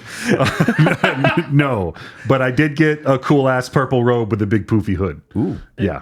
Does it say staggered when you knock them down? yeah, that actually is a good question. No, it's not a stagger state. It's just once you hit the break thing, it's like 1.5 damage. You can then, I didn't get to do it, but it said you could hit them because bosses are weak to some stuff, like one of 4 things or 2 or 3 of 4 things. So you can like double break them if you hit them with both elements and get an even bigger damage multiplier. That's cool. Yeah, I mean, you're doing your shit. You've got autonomous party members. Like it's a really neat little action RPG, and then you get to go home and farm. I feel really bad that based on your description alone, I'm like, I feel like I'm going to enjoy this a lot more than I did Rune Factory 5, but I need to go back and throw more hours into that just to be sure that I got the experience there. I don't know. The aesthetic here is really, really nice and pleasant. I'm looking forward to it. This isn't Switch exclusive, is it? It is. I was just going to talk about that. Okay, I was wondering if that was announced for PC as well. Yeah, it's like I think I'll it looks play beautiful when it comes out on other things in a year. But oh my god, it's so low res. Like I'm like, oh, is there a depth of field? No, wait. This is like 540p. Yeah. Okay, so I figured it was part of its PSP-esque charm. Bob is completely wrong. It is on PC as well. Okay, it's only on. It's on Okay, PC. okay, thank God. Thank God. Okay, it's just I not hate on playing things on anything, PC. any other consoles. Look, I'm just saying, when you have a 4090, like I totally will by the time this comes out. There's no chance. But, yeah, that's coming out November 4th on PC. I'm pretty sure that's the same day and date. That's cool. Because, you know, the aesthetic is so nice. Yeah, I want no, to see that. I'd love to see that, like, higher possible. res and not running Yeah. on a Switch. Yeah. Put it lightly. I'm excited for the future with the Switch too. Like with the DLSS stuff and other things. Like I think that'll help. If it would just fucking come out. Oh, you know what? This isn't news enough to go in news. I'll throw it here since it's tied to that comment. Did you see? No, it's just the brain damaged people who know. An Nvidia employee publicly acknowledged the exact code name that leaked of the Switch 2 system on a chip and just went, by the way, we changed the amount of core and this optimization and when we compiled it this time, blah, blah, blah. And everyone's just like, they fucking acknowledged the code name that leaked. And everyone's like, And then SEAL Team 6 wearing Mario hats propelled into his home and killed him. right? This is pretty good. I forgot to cover that last week on Big Thing because that's really funny that we went this whole time without any company anywhere publicly acknowledging this code name, and then there's just one comment from an Nvidia employee, completely unnoteworthy comment. Really good. Did you have any other comments on Harvestella other than, man, that game pretty nice, nerve-wracking? Yeah, it was. There was a moment where you get a character added in your party named like Dianthus, and you know, in this huge black, you know, Final Fantasy 14 the Empire style mech suit, and you have a whole conversation, you know, in text, and then they're in your party and they start talking, and it turns out they're a woman. Okay, cool. I was fucking jump scared. I'm spinning the camera. Who's here? That's why you're in high heels. I thought it was a black mage thing. Okay. All of us black mages wear high heels. Just I like mean, if it looks Cyberpunk like Ninja. Final Fantasy 14, it can be both. Yeah. Or just the mage thing, if it looks like Final Fantasy 14. But did you play anything else? Nope. Okay. You've been voted off the podcast now. I'm sorry, you have to go. Chris, have you played any video games other than the demos we talked about? Yes, first, it's not a game, but it's game adjacent. I watched Resident Evil 2002. Cool. The first in the great 6 films. I feel like I got punked because I went in expecting a bad movie. Yeah, people keep saying that's a bad movie. Who says that? People say that. They're like, all of those movies from that guy are bad. I'm like, no, they're not. That is a lazy narrative. Here's the numbers you should watch. Yeah. Keyword movie. I'm not sure it rises to the level of movie. On Twitter, I described it as the DLC campaign of a 7th gen game. Yeah, these are the other guys, not the main party. Yeah. Because it's just the whole movie takes place in this lab as they try to go through the lab, and things keep and video game obstacles keep forming to obstruct them. Yeah. And it's really funny that the opening scene of that movie takes place in a hallway they just stole wholesale for an area in RE4. Yes. The laser hallway is the exact same. It's so smart of them to steal that. Not just that. The very first hallway where Mila Jovovich is walking around, it's that hallway in RE4 where you fight the suits of armor. Like, it's in that area. Remember how you find the chessboard? I can see the similarities. It's that hallway. Yeah. I can see the similarities. Yeah, but, absolutely. Man, RE4 sure made that laser hallway a scene that was cool at all. I don't know what you're talking about. It's great in the movie. Except for the part where that lady gets her head cut off by the laser, except it doesn't make any sense because her head is cut off like upwards at an angle, which isn't how a laser going in a completely straight line. The point I'm trying to get to is that Alone in the Dark was a better movie than this. What? You're insane. I'm taking that stance. I am taking that stance. There are locations in the Alone in the Dark movie. Oh, this motherfucker would watch Dread and be like, oh, why is it in one tower? No, that tower is contextualized, and you see outside the tower at the start. If it opened with Judge Dredd walking into the tower, we have no idea who the fuck Judge Dredd is or any of these other characters, and then Judge Dredd fights like 3 guys in industrial settings and the movie is over. Then it would be the same. But it's just like you're in the laboratory dimension. You don't know who any of these characters are. You barely know what the fuck's going on. The plot is borderline incomprehensible. It's like, why? Have you ever seen the Doom movie? Yeah, have you? No, I have not. You should watch that because this will get a lot better after you watch that. Oh, no. You'll be like, I'm really glad that this one segment of the Doom movie is just most of the Resident Evil movie. Unfortunately, the Doom movie's other I things. enjoyed that part at the end where I was watching it with people, and everybody in this movie except Mila Jovovich looks like you poorly Xeroxed another popular actor. Yeah, I know what you're talking about. Like the leader of the SWAT team is poorly Xeroxed Morpheus.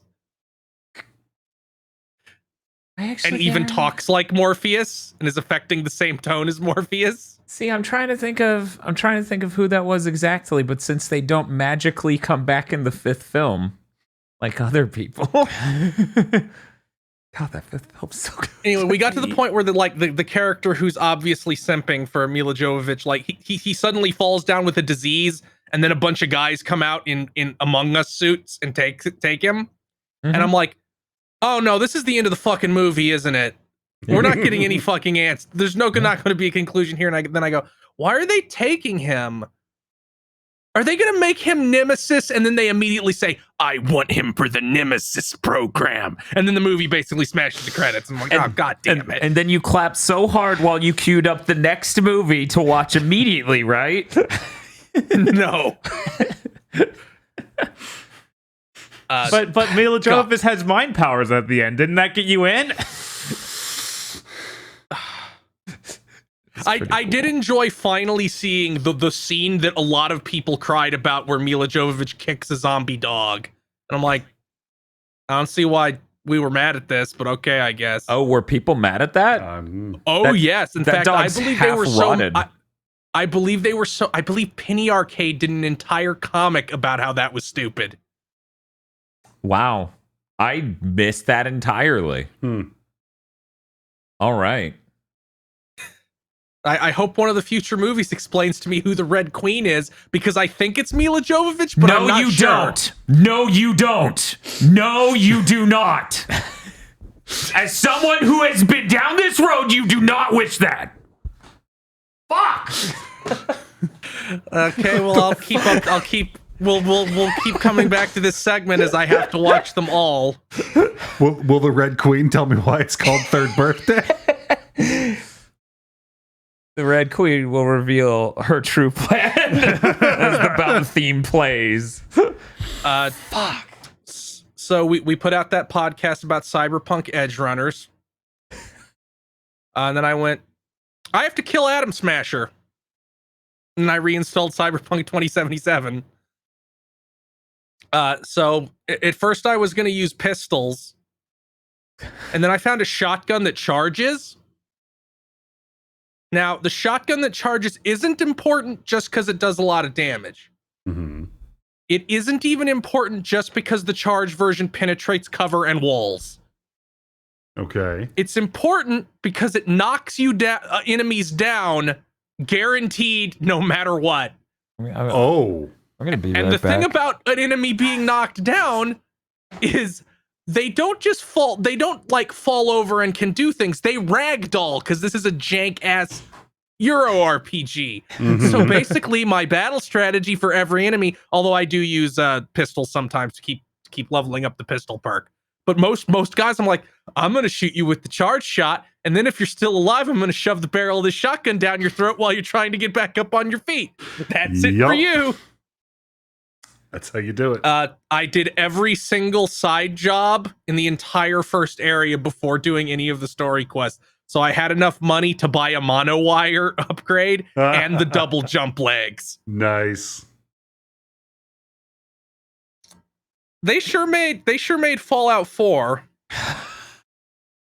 It feels the shooting is a lot cooler and everything's a lot cooler, but it in terms of RPG mechanics, it sure basically is Fallout 4. Hmm. You know, I was disappointed to hear you could kill Atom Smasher in this game. I was like, no, that guy's clearly way too powerful. I don't know if you It's an can. immersive I just sim. know he's in this. Okay. I'm hoping that, like, if it's actually like Fallout 4, it's gonna be like, I don't care how big a dick you have. I have Jim.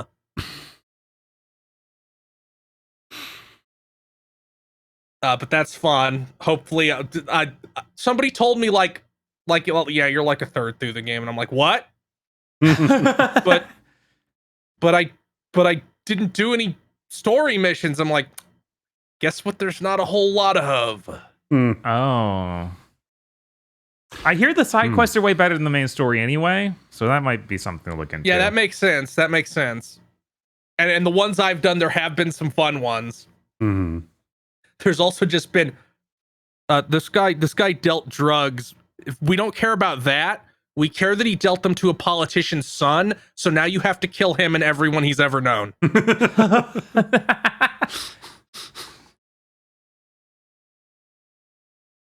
I did a really cool side mission where I had to go. Like, some guy just called me out of the blue, and he's like, "Hey, I need you to drive me somewhere." I'm like, okay. So I go pick him up, and he's got a grenade for a nose. Okay. And we talk the whole drive. Like, we kind of make small talk about nothing, and we get where we're going, which is a neighborhood really close to your house. And he gets out of the car. He's like, "Yeah, I got to go pick up some Chinese food." And he gets out, and then shoots a bunch of gang members, and then that fight spills back out close to your car, and you have to get out and help him kill a bunch of gang members. And then he's like, "Thanks," gives you money and leaves, and you learn how to craft his grenade nose. Okay. I did a side quest where a guy is standing out on the curb screaming for help, and you're like, what do you need? He's like, "Please take me to a doctor right now," because he got the cock enhancement. Movies explains to me who the red and by his description, it was like he said, "For Christ's sakes, it's like I have a pencil sharpener on it. Please drive me to the doctor." Oh. And then you drive him to the doctor, and like a couple missions later, you get a phone call where he's like, "Oh man, thank you so much. I just sent you a bunch of money. I don't know what I'd have done without you." Honestly, it's all the weird little stuff like that where this game lives. You know, I was sitting there, I was like, man, I want to play Cyberpunk. I'll do that. And then they announced the new video cards, and I'm like, oh man, if I'm going to get one of those, I want to play it on PC. Shit, I didn't pick it up on PC for fucking $7 like I did on the PS4. Fuck, right? I bet they're charging real money for that now that Rebecca has saved their game. Yeah, that sure did happen. And lastly, I streamed all of Freedom Planet 2. Cool. I'm not going to spoil anything about it. Okay. It's a market improvement in every conceivable way from Freedom Planet 1. Neat. In some areas, it isn't as much of an improvement. Riding. But in most ways, it is a vast improvement. I will say that I was worried about the runtime, because long. Yeah, is it 8 or 9 hours like we heard? Oh, yeah. Yeah. Oh. It's not a problem. They never run out. Okay. Every stage has like some cool new looking thing. There's like 45 bosses in this game that all have different designs and mechanics. Wow. It's like, no shit, this game took them 7 years to make.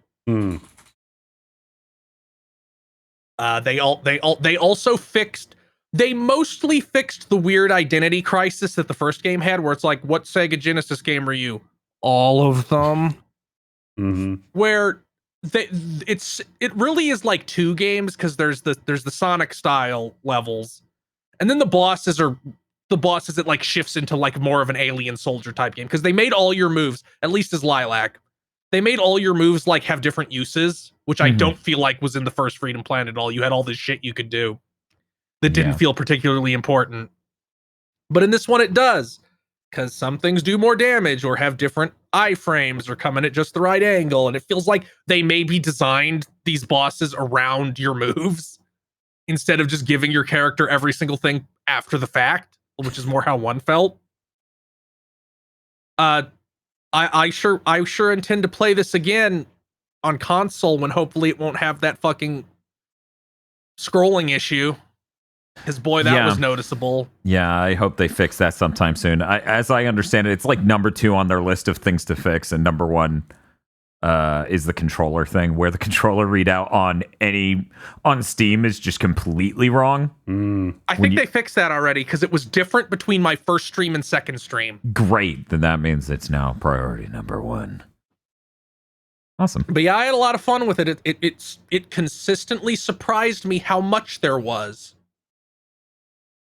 And how and fuck Nira. That's all I played. Okay. Well, if that's all you played, I guess that means we're done, right? Yeah, absolutely. Cool. Fantastic. Podcast over. Oh man, who wants Taco Bell? Oh wait, shit. We gotta thank someone.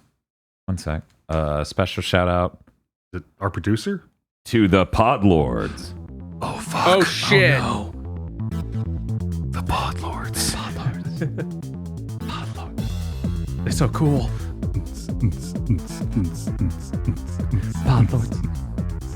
Podlords.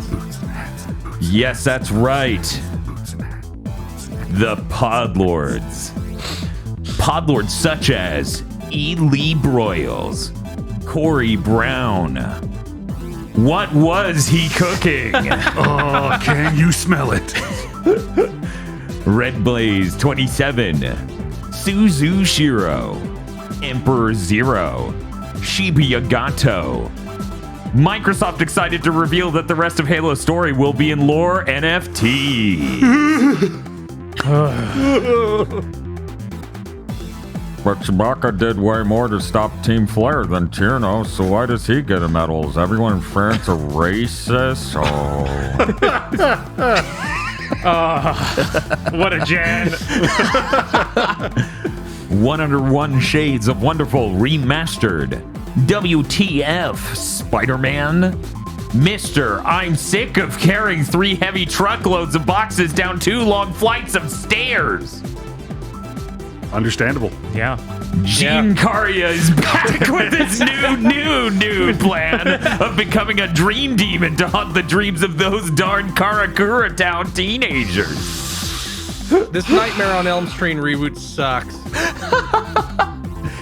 DFW 3K Muckbun. I hate to see Pokemon suffer at the hands of fools and the poor, so I will kill all Pokemon. Praise my infinite benevolence. I only read really smart science fiction.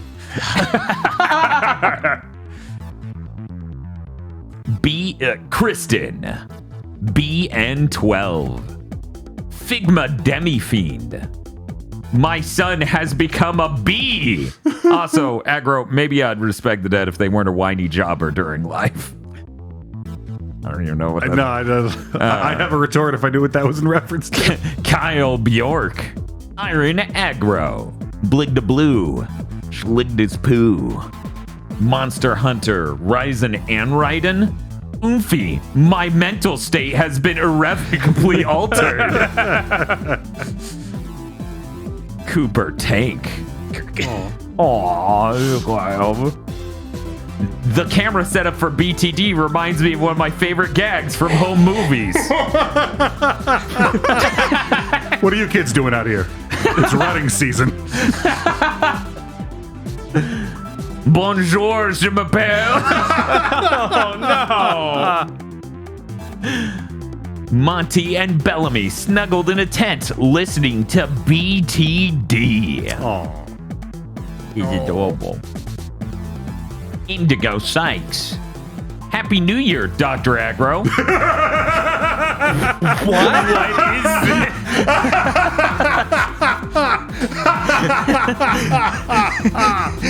oh, full points, citizen. What's going on? Vita means life. The queen has fallen ho. Long live the King Frost Hee-ho. Even a raccoon knows that you shouldn't break NDAs just for the tiniest drop of internet clout. Is that supposed to be the raccoon's hand thinking? Shinji 16 and Lexi can no longer hear you over the awesome that is Metal Hellsinger. Man, Metal Hellsinger's invading the Podlords again. Oh, no. Trigger designing women that inflict mortal brain disease like wake up gamers, you fucked up big time. When you wake up at 5 p.m. Oh no. The Super Mim.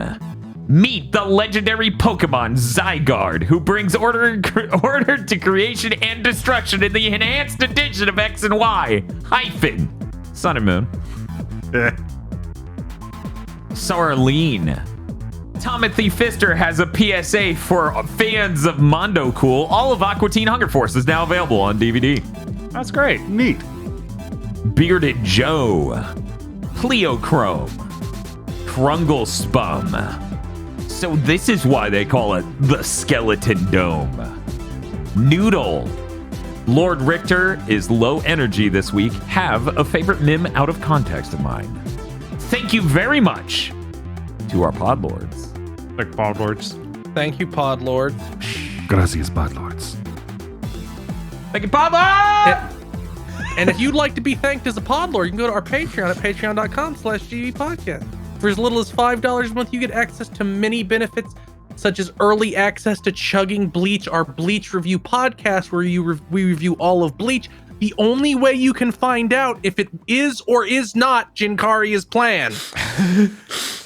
That's true. You also get extended versions of shows when those shows force us to leave ideas on the cutting room floor because of the cruel format of those shows, and a patron exclusive show one a month where you get to vote on what good or bad thing we have to watch and then talk about. That's patreon.com/gbpodcast. And if you don't have any money, it always helps us immensely to simply tell your friends, post us on Thursdays before they take out that feature, rate us on Thursdays before they take out that feature. Support us on Patreon before they take out just that spread the word. Yeah, before Twitch bans you for having one of those. And more. Patreon.com/GB podcast. They do it too. Yeah, they would. Remember when YouTube tried to do that? Man, we sure live in a dystopia. We're blocking all links to Patreon because we're not sure it's a safe site. Really? That's why? You sure? Okay. I'll trust you on that one. Anyway, hey. Hi. News.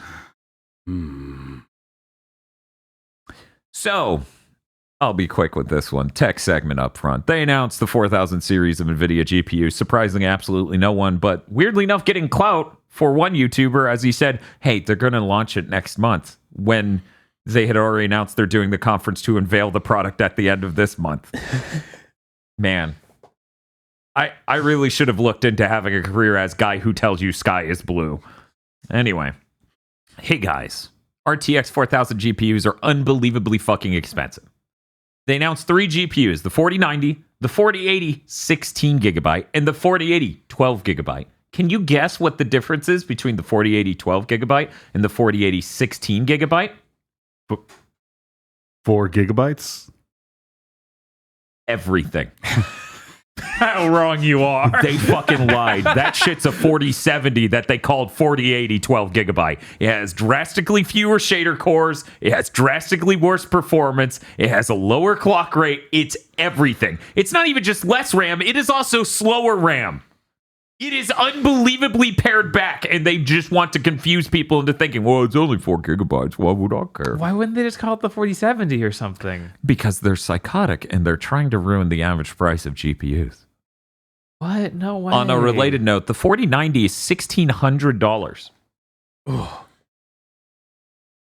The 4080 16GB, I believe, is $1,200, and the 4080 12GB, I believe, is $900. So, the funny thing is, I see math in chat calling it 4080 and 4080 Pro. Normally, there's a suffix that they append to the end of a word, a TI, in a model to let you know it's the good one. The gap between these two 4080s is so big, it surpasses every TI ever, from what I've been hearing, from what the numbers shake out to. It's kind of absolutely nuts. But let's talk about the GPUs themselves instead of the price and the insane naming scheme shit. So this is a completely new family for anyone who don't know. It's a new generation of GPU, meaning it has a litany of technologies that didn't exist to make performance better or offer new features. To make performance better, they have a thing that's like shader reordering is basically what they called it, where it's basically, it's as powerful as out-of-order processing, but for graphics. This is the way they framed it. That is a huge buff to CPUs in when it was originally invented. So the idea here is it will speed up ray-traced applications immensely because they have these technologies they put in to do that. Putting that down, moving aside. They announced DLSS 3.0. For people who don't know, DLSS is when they take your game and they make it look smoother and look higher resolution via machine learning. On consoles, we have all sorts of technologies from game developers or from Unreal Engine, things such as temporal anti-aliasing and other things. DLSS has by and large been better than those ever since it hit the 2.0 version, and has been not only high quality but had a pretty low impact on performance because they run it on the tensor cores.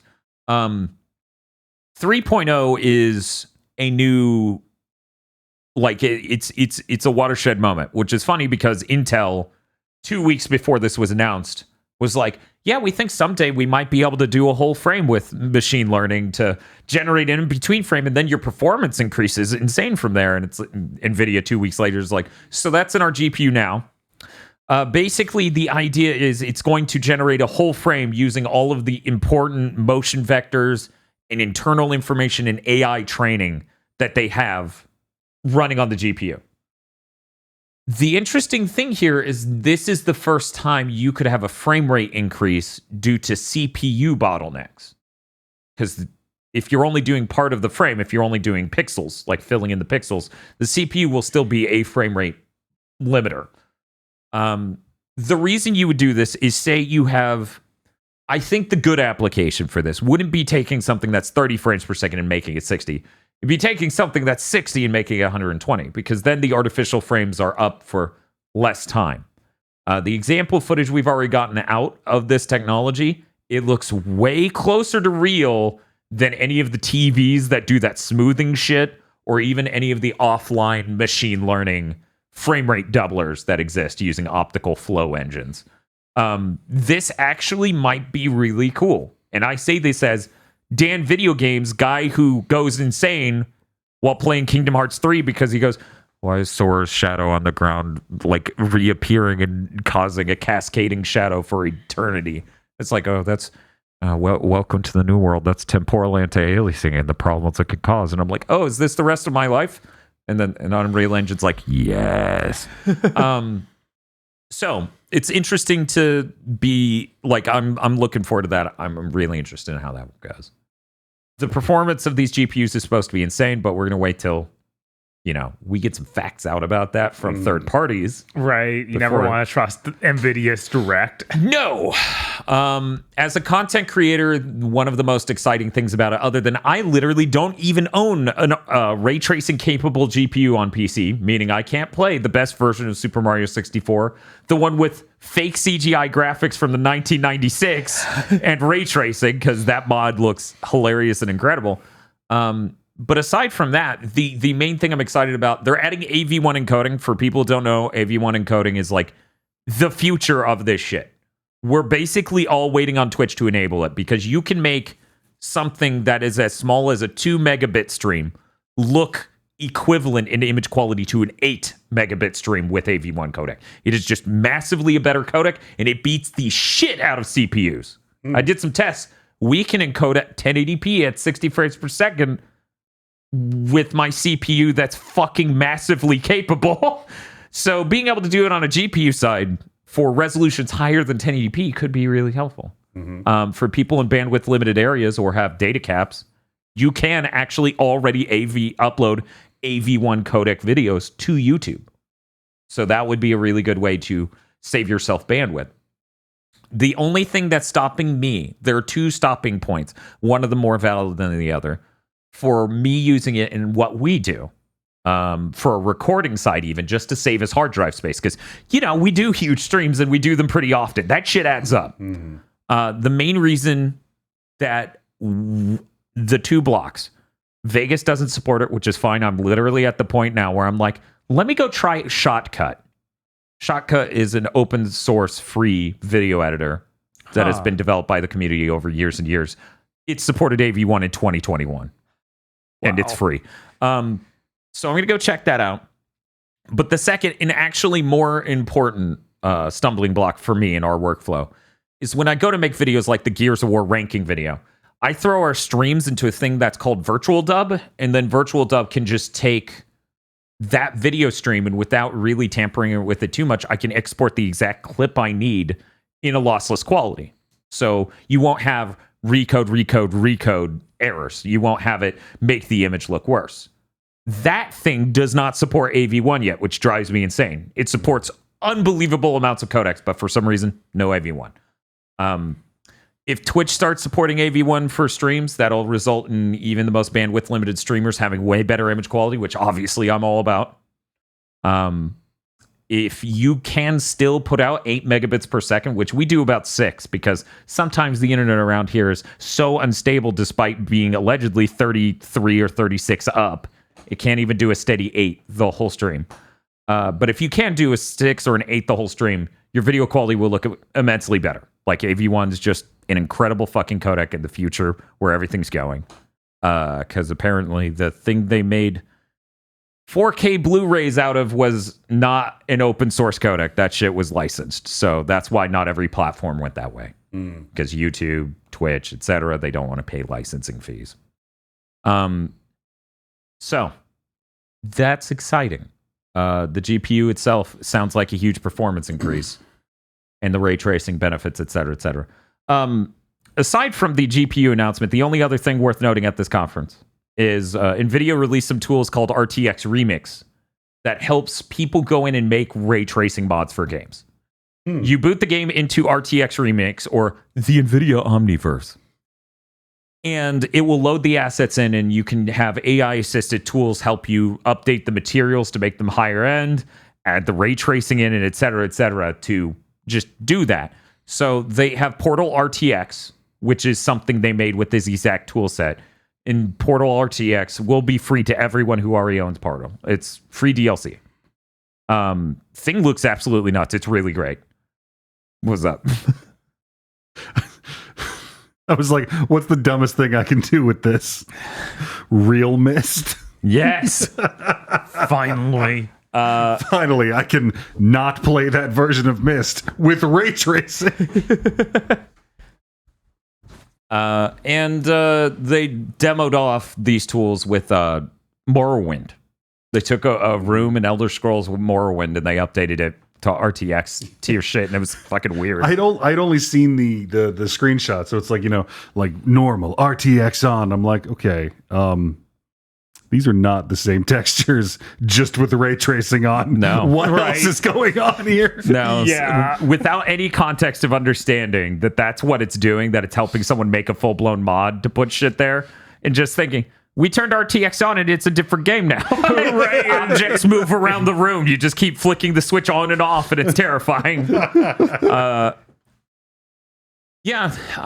looks promising, but honestly, I have a 1080 Ti for people who don't know. It actually is a limiter on our video production stuff for the 3cam stuff, so I've been looking to upgrade, but didn't want to get a 3000 when I want AV1 encoding. Even if we can't stream that, it'll save me space and it'll look better at the same time. I want to do things like the Super Mario 64 with RTX. I want to see Cyberpunk, which now has the Psycho ray tracing setting at playable frame rates. I want to see that. And most importantly, somebody made a plugin for ray tracing for N64 emulators, and they got Bomberman 64 running with it, and it looks fucking awesome. Yeah, no, it looks really fucking good. Fuck is our sequel to Bomberman 64? There was a better timeline that branched off of that game instead of the one they had been making for 10 years prior to that. Bomberman is so stale. Yeah. Bomberman 64 offered change. Wasn't Bomberman that. Hero some other game they just put the Bomberman name on? That's my understanding. What was it, Bonk? Yeah, I think it was supposed to be a Bonk That was game. a fucking Bonk game? That's what people were saying at one point in development. It was going to be a Bonk game, and then they stuck Bomberman in it. Because they were like, no one likes Bonk. I like Yeah. Bonk. I'm sorry, it's just you, Chris.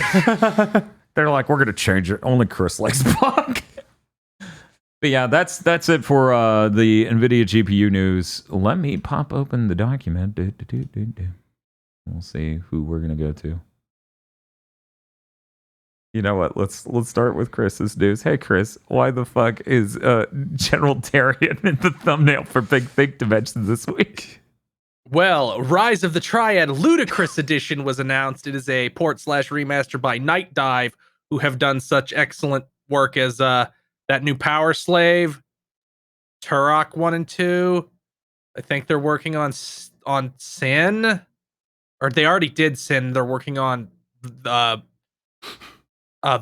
Kingpin one, and they did a Blood Fresh Supply, which is now the definitive way to play Blood.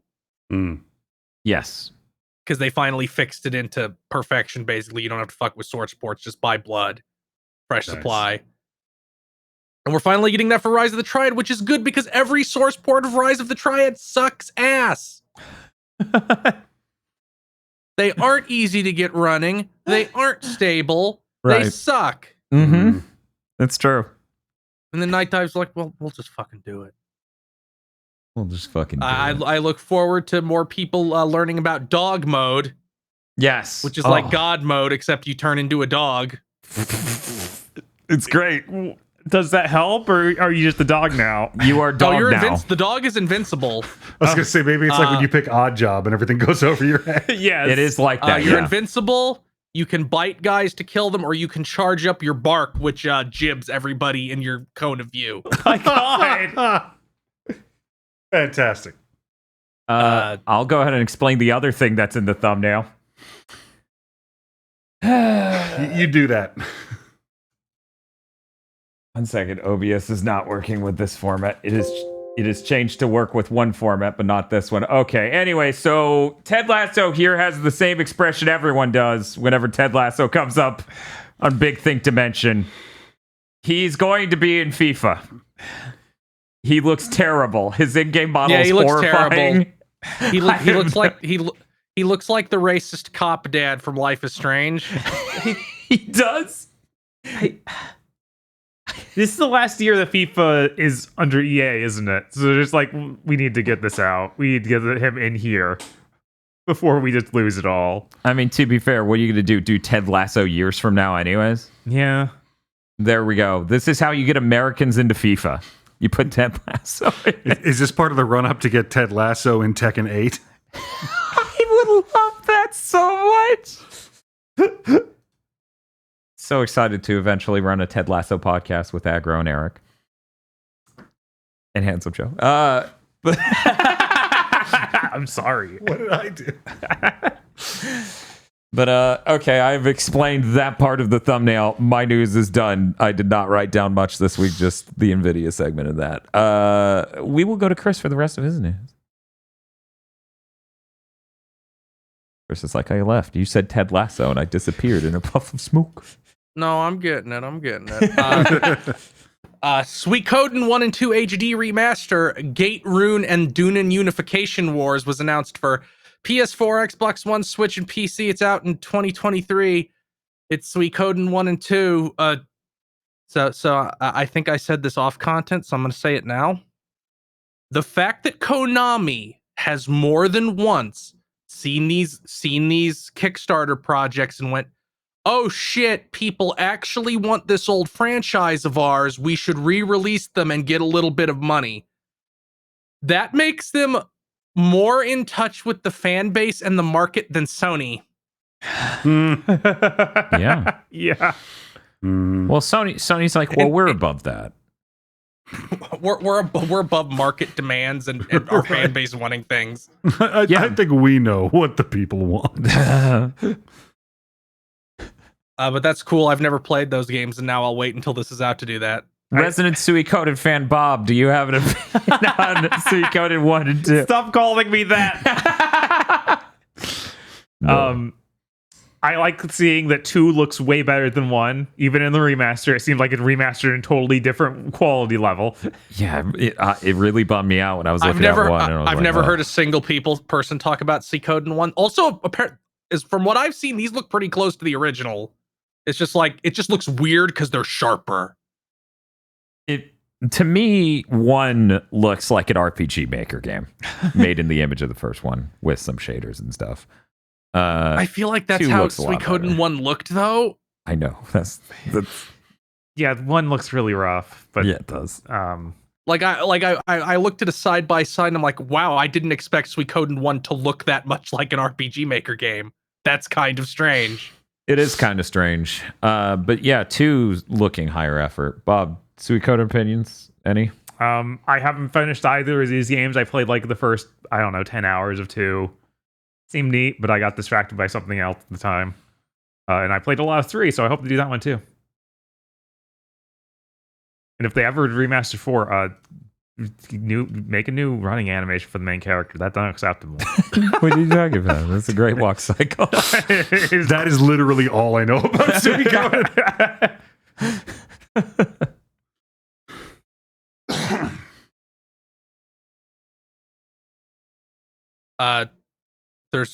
They announced a long-term anime project for Genshin Impact done by UFO Table.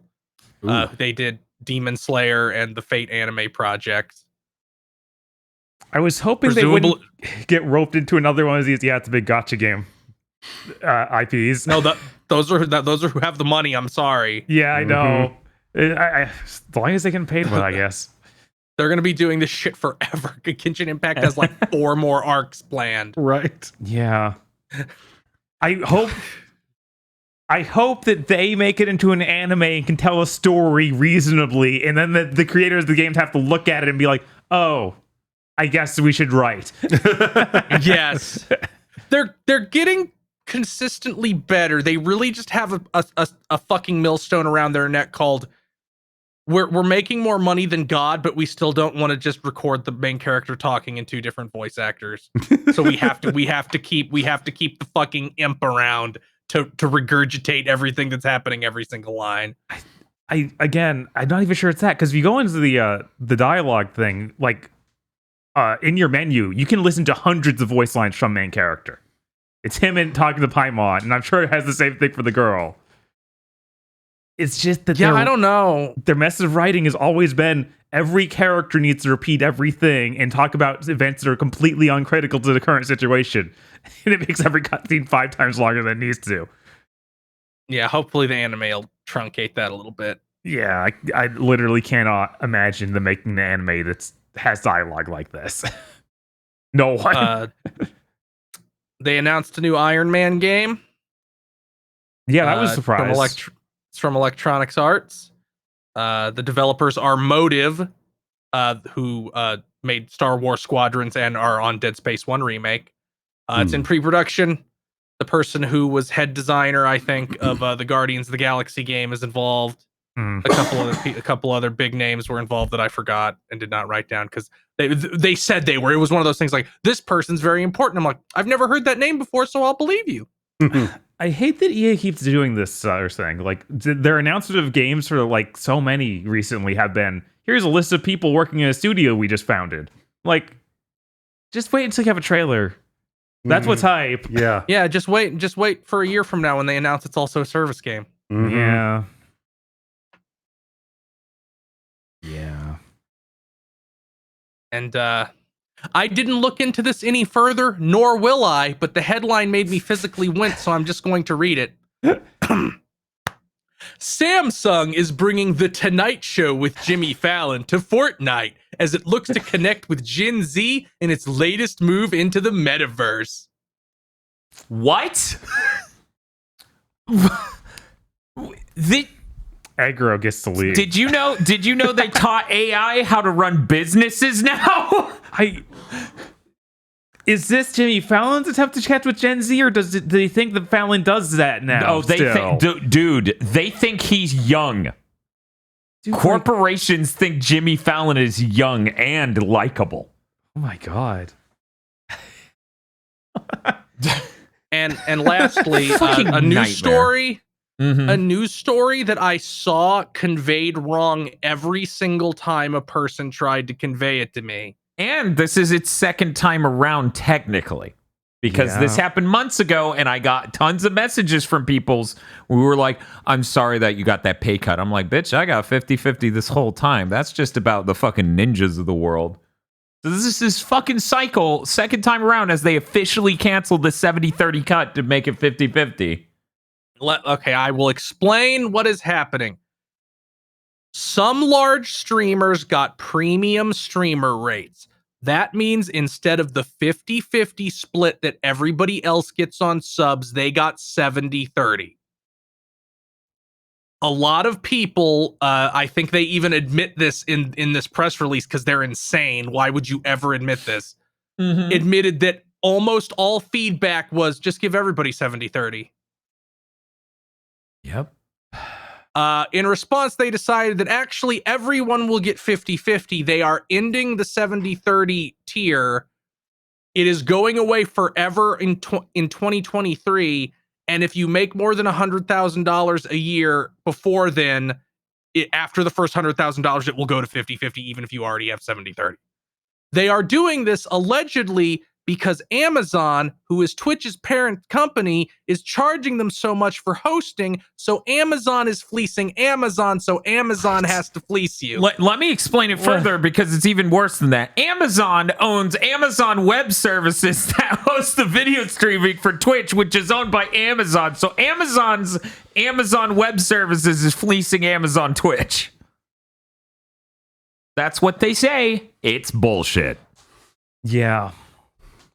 I'm sorry. I have no sympathy for any corporation who's going to tell me that redistributing a 6 and on average lower megabit per second stream to a few hundred people at the cheaper end where they're making less money, because we all know the huge names, they have way more subs than we do. Their attachment rate's insane. Because at a certain point, you have millionaires showing up consistently to throw shit at you. Mm-hmm. There's no way that makes any sense financially. They're absolutely full of shit. I saw a lot of streamers considering moving to YouTube. I have not publicly mentioned this up until now, but I've been, long before this news hit, I've been honestly thinking about bringing Big Think over there. But as a thing goes, I don't think YouTube is a great discoverability platform, and I see this brought up by a lot of streamers, but guess what, motherfucker? Twitch isn't either. And you have former Twitch employees even saying that much, where they're just like, we used to be. We haven't in years. Like, it's so sad. Yeah, exactly. That's the cycle. YouTube to Twitch to YouTube. We just keep tumbling around. Mm-hmm. I think there are benefits to being on YouTube. For example, the mobile app's way better for streams. People who are subscribed to you on YouTube, usually if you're live, you will be one of the first things that is recommended to them on YouTube. And that's pretty big. Because people can follow like 100 different platforms and it will just, or 100 different channels, and it will just put them beneath you if you are live. But, you know, how do you get found by strangers? Right? How do you get found by people who didn't already find you? Right. That's interesting. I sat in on a Twitter space that was absolutely fucking hilarious with former Twitch employees. And basically one of them was like, being live 10 hours a day isn't going to save you. You need to literally find people anywhere else. So we're excited to announce Big Think Dimension coming live to TikTok streaming. Unfortunately, you know, because the aspect ratio of TikTok streaming, you're just gonna see Aggro's vertical cut, and the text ends.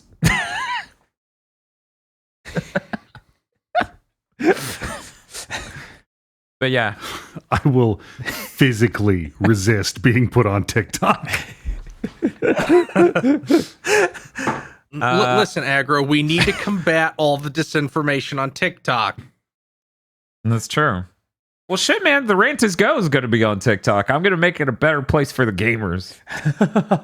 For the gamer. For the players. Okay, listen, 15-year-old, I know you got fed this video after the algorithm after watching a video about how every single white van you've ever seen is definitely human traffickers, but I'm going to tell you about GPUs. I know you may or may not have food poisoning from pink sauce. Oh. Wake up, gamers, because you're listening to Thens featuring Dr. Aggro only.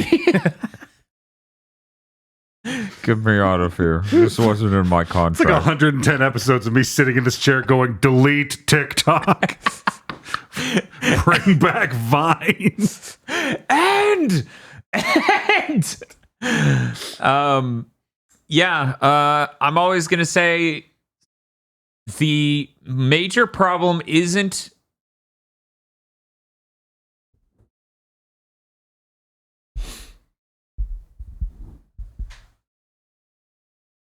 I will never be surprised when a large platform gets worse. That is the natural course of life. The only thing that will keep them from getting worse is competition. And these Silicon Valley companies have done an exceedingly efficient job of keeping out most of the challengers.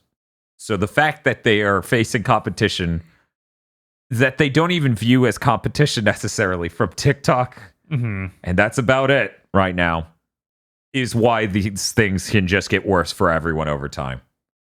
I expect sometime soon YouTube will make some move that makes them look good for streaming, like giving you a higher percent of your subs or something like that, because that actually was their cadence for a while there.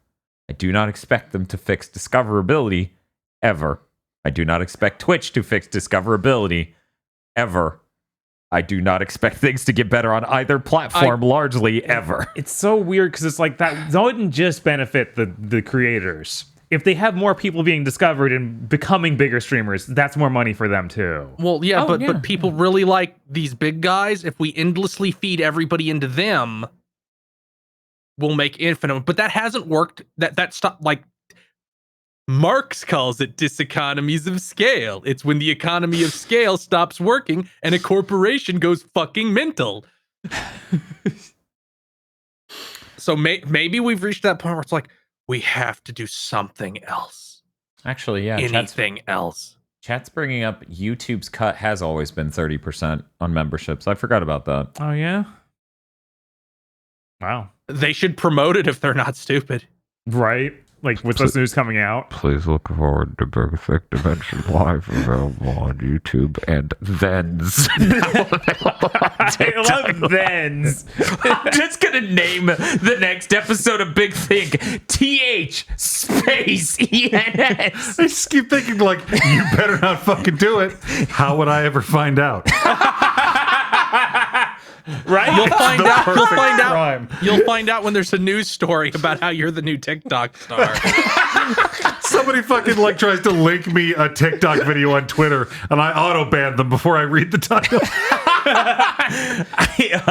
The best part is the only way you'd find out recording the show is you just look over and you're like, man, Dan spends a lot of his time on TikTok nowadays. In the middle of the podcast, even. That seems so strange.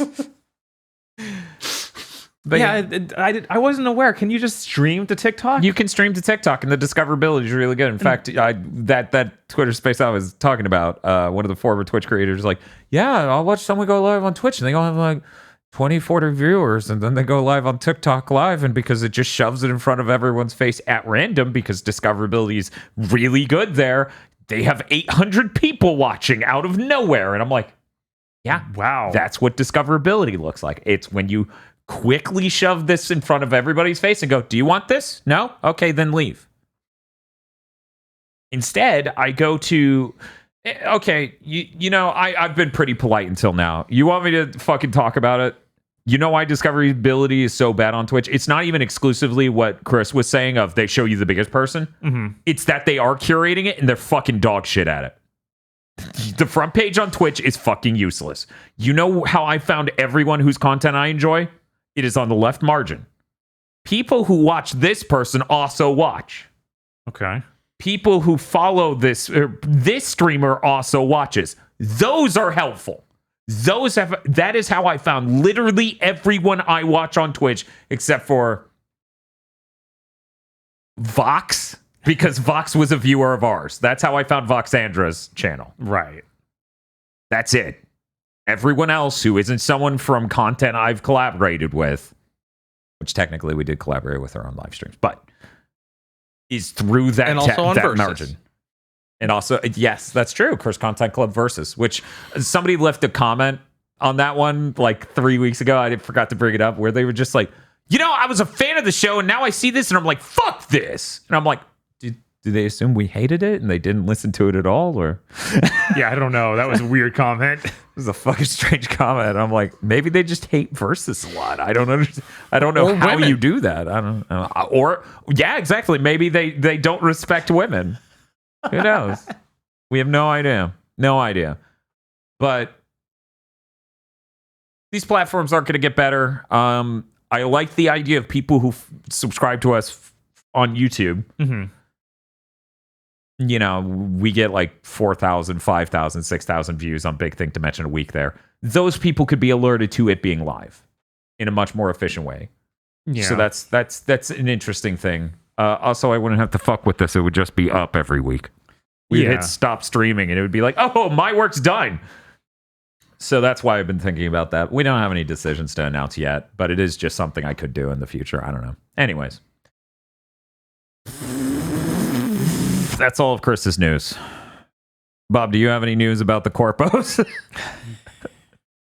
I do have some news. Is it about the corpos? I feel like the most corpo news I have is the Logitech G Cloud being revealed. What a fucking turd. I know. It comes out next month. It's a streaming-only portable. Supports Xbox Cloud Gaming and Nvidia GeForce. So what the fuck is it? You can only use this while on Wi-Fi. A paperweight. You're right. Yes. Like, it is absolutely a paperweight. I own a phone. What did they make? It has controller stuff on it, so you have the analog sticks and stuff.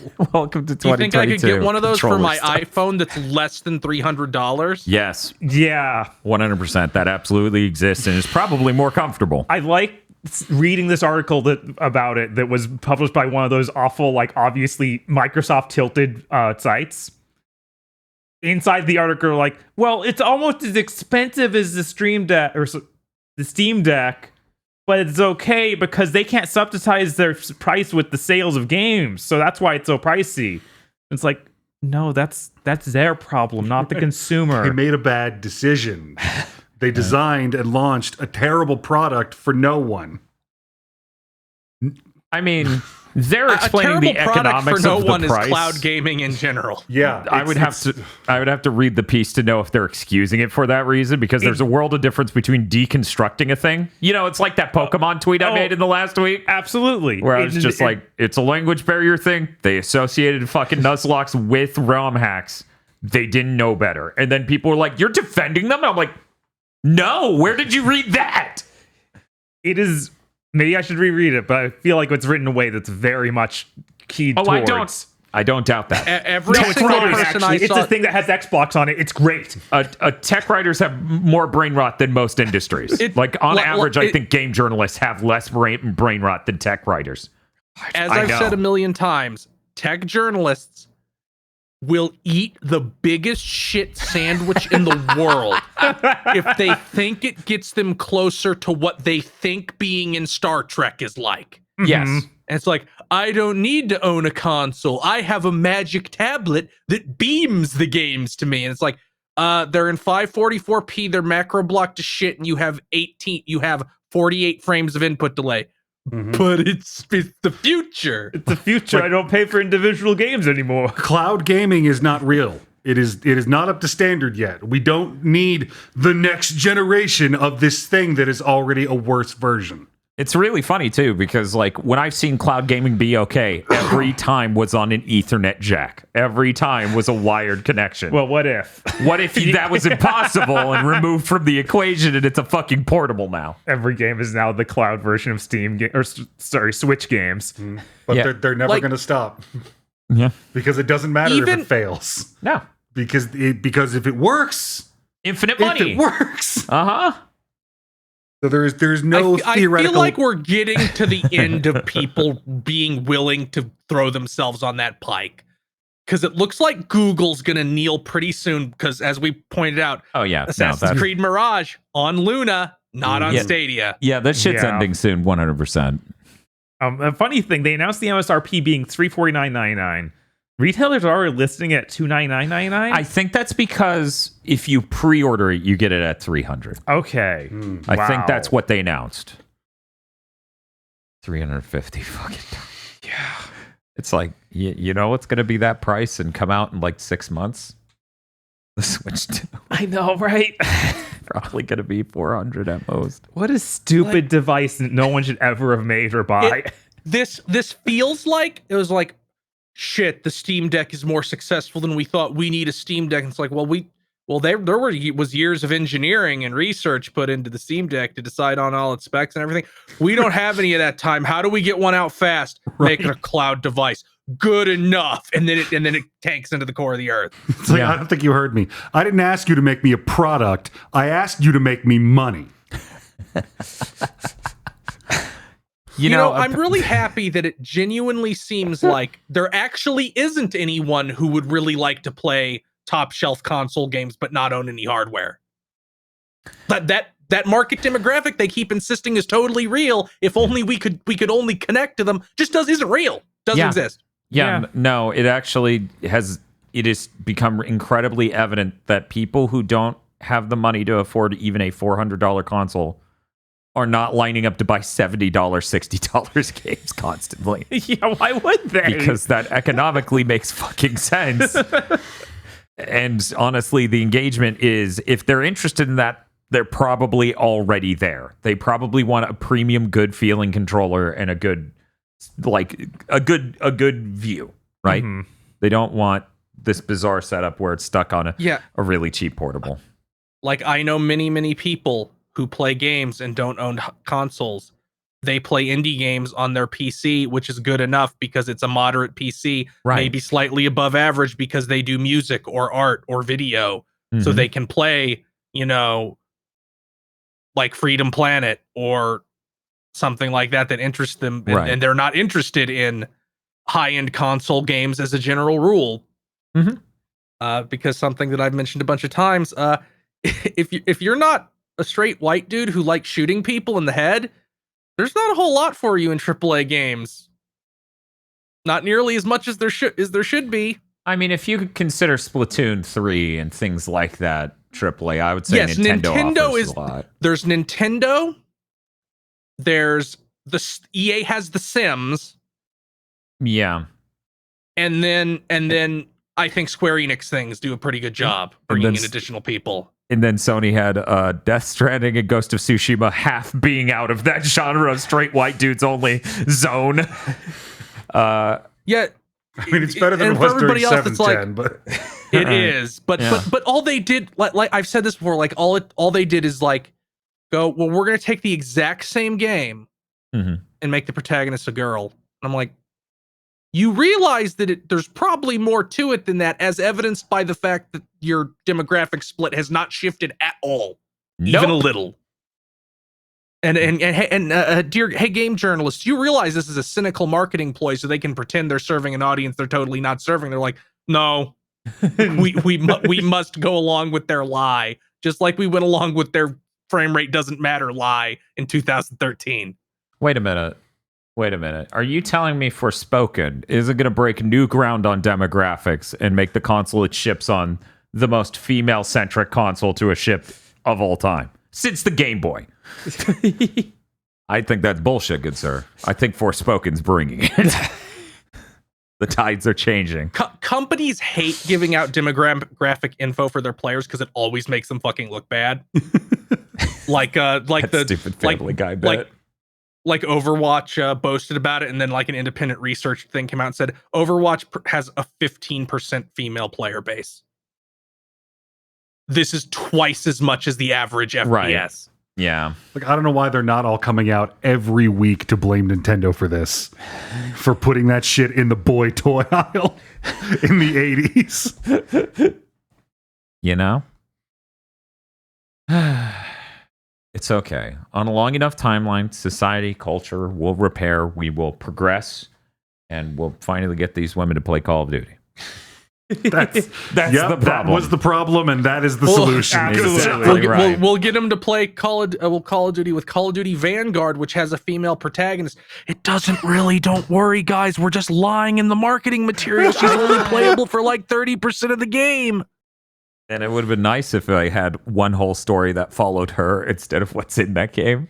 It's just like we made a female the protagonist. Now it's for girls. I think it's really funny. Do you know porn exists? Do you know there's lesbian porn? Like, is that this specifically reminds me? Back in the day, there was a debate over whether or not Love Hina was shoujo manga because it had a predominantly female cast and was about romance. We did have that. Is Final Fantasy X to the Final Fantasy for girls press cycle when that game was fucking coming 7. out? And then we had to have the has Final Fantasy left women behind with Final Fantasy 15, which is maybe the most delusional press cycle I've ever seen go through. Yes. Holy shit. It just reminds me of how Assassin's Creed back, 1 through 3, did have a pretty good split, like a lot of female fans. How did that happen, Bob? I don't understand what on the cover of Assassin's Creed could convince a lady to buy the game. There's absolutely no reason any woman plays a handsome man, right? No one wants a hot Italian. No, not even one. It's really weird how like Ezio is like a character that's well fleshed out and people like, and then they never managed to thread that needle ever again in Assassin's Creed. Yeah, it drives me fucking insane.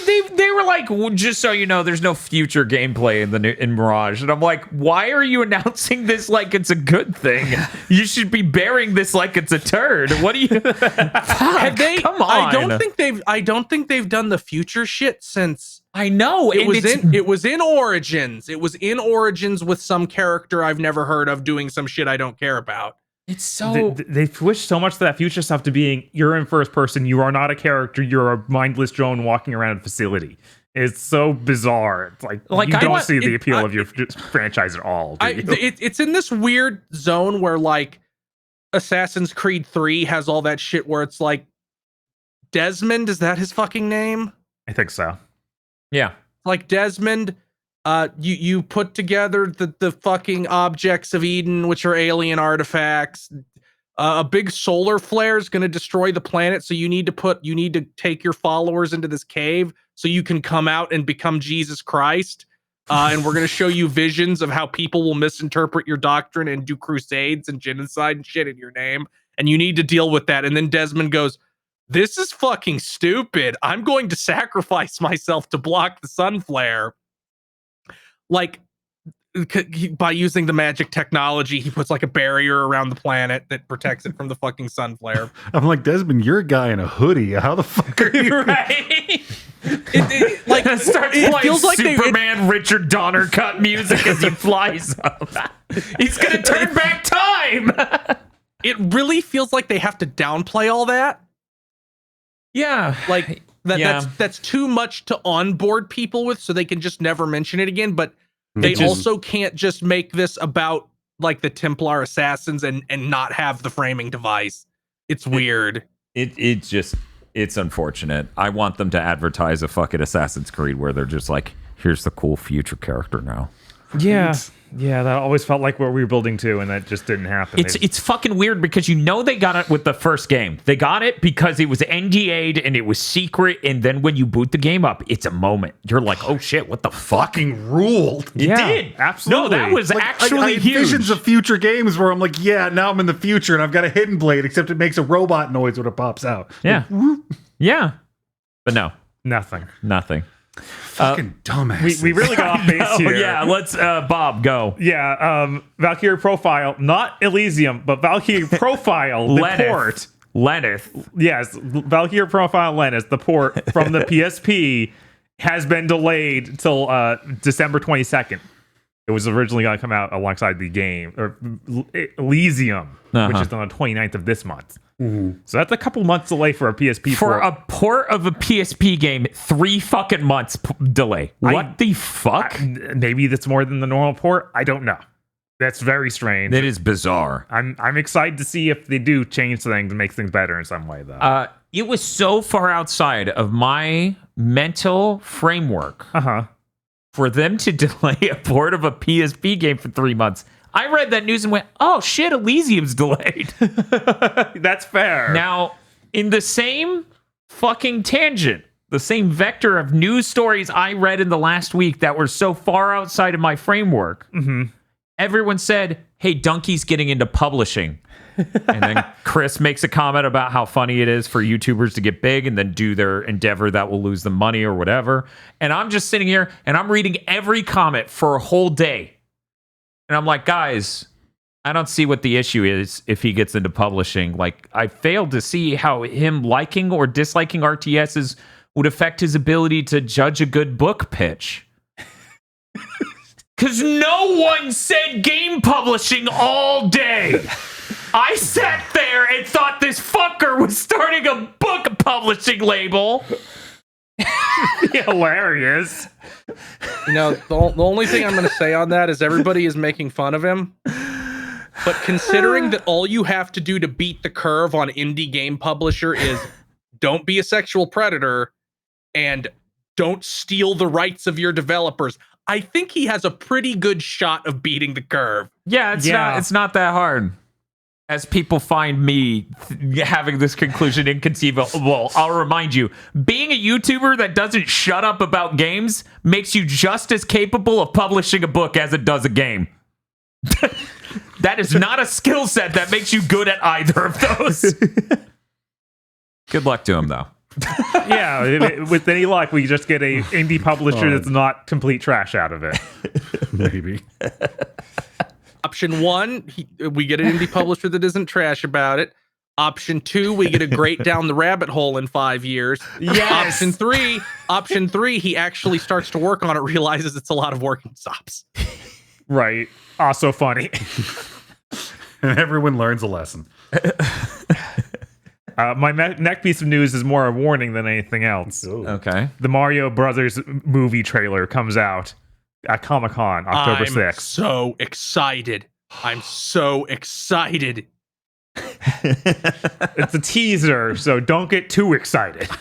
I keep trying to imagine what like first pass Sonic movie Sonic looks like as Mario with Chris Pratt's voice. With tiny human teeth. The thing is, it's not done by Sega, so there is someone over the shoulder from Nintendo being like, it looks like Mario. He has to look like Mario. He's got weird, sharp, tiny teeth, and his eyebrows are too like detailed. You can just see every hair in his eyebrows, and it's like, hey, if anything, like 6 months after that movie comes out, we're gonna get reports of people from Illumination being like, Nintendo is insane. Yeah.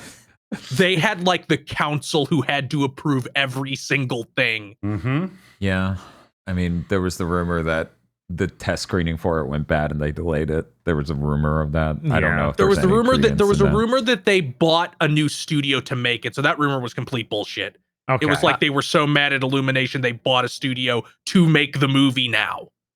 I mean, they bought the people who made the cutscenes from yes, they did. Other M. That's weird. But people were trying to spin some acquisition like that into they hate Illumination and the movie's been delayed so they can remake it. I'm like, no, guys, that movie's gonna come out. I'm sorry, you have to live with it. We're all sorry. I think some people from Pixar were like, yeah, you know that 2-minute scene where of Bowser in Wreck-It Ralph? They like had notes on how Bowser had to stir his coffee. Mm-hmm. Yeah, that makes sense. Yeah, they are not fucking around. No, they're not. I need us to get on the timeline where this movie makes a bunch of money. Everybody has to take their kids to see it. So boomer Facebook moms imprint onto Toad instead of Minions. So you want a bunch of moms on Mario Golf? I don't. So we get a bunch of sassy Toads going, don't talk to me till I've had my second glass. They're holding a wine glass. Oh, I don't need to see a wine-drunk Toad. At least they'll all be on Facebook and I'll be safe. Right? The Facebook works as a really nice nuclear shelter we've shoved everyone It's weird into. because you usually don't like put the thing you're gonna nuke inside of the nuclear shelter. No. But it keeps them from getting out. That doesn't sound like a shelter. That sounds like something else. Can we just sort of kill zone? Oh, it's fine. It's layered from Armor Core 3. Oh, okay. Well, I think we should keep all the Facebook users in there working on stuff. I just think it'd be better, like the good old days. Yeah. After 9/11. Give war a chance. My last piece of news. GTA 6 leaked a lot. There are 90 videos. Yeah, a hacker. Like, somebody's going to prison leaked. Yes, absolutely. This guy is 100%. almost certainly going to jail if he makes it there. Right. It's gonna be funny when it comes out that he's in some fucking country that doesn't extradite to the United States. He's like, get fucked, losers. I don't think Rockstar cares about jurisdiction. Right, I'm like, I think they have their own mercenary squad to go after this is literally the point where I would have entertained that Gabe Newell would have done it for the Half-Life 2 leak back in the day. Like, maybe if he had the disposable income lying around. And this is Rockstar. They absolutely have merc money. Yeah, so this thing leaked an insane amount, and you think, oh, the leak's this much? No, this much. No, this much. No, this. And as the guy keeps running, you hear like the da-da-da-da-da-da as he's going for that fucking touchdown of ultimate wanted rating. They're going to fly a chopper in and just shoot him to death. 90 fucking videos. Yeah. I watched 60 of them. Good Lord. I only watched like 10. Yeah, I didn't watch that much because I'm like, this sure looks like GTA 5, but in a different place with different characters. Yeah, it was pretty cool, though, because I looked at it and I was like, wow, that looks like Florida. That was pretty cool. Yeah. It was neat seeing the two characters, too. Yeah. They did say it is transparently in Vice City, so yeah, it is Florida. Like that was the first time I felt bad. I'm like, oh, they had to be looking forward to that reveal. Yeah. Yeah. Oh, yeah. But yeah, it came out a bit ago that it was supposed to be Vice City, but it's just like there's a world of difference between looking at Vice City and being like, this is Florida, and you have to imagine it, and then looking at this, and it's like, that actually looks like Florida. Yeah. You have the two main characters that got shown off. Yeah, you have White Trashman. The eye-level GTA player, and then the cool chick. Yes. Yeah, no, I thought it was really neat. They also showed, they pantsed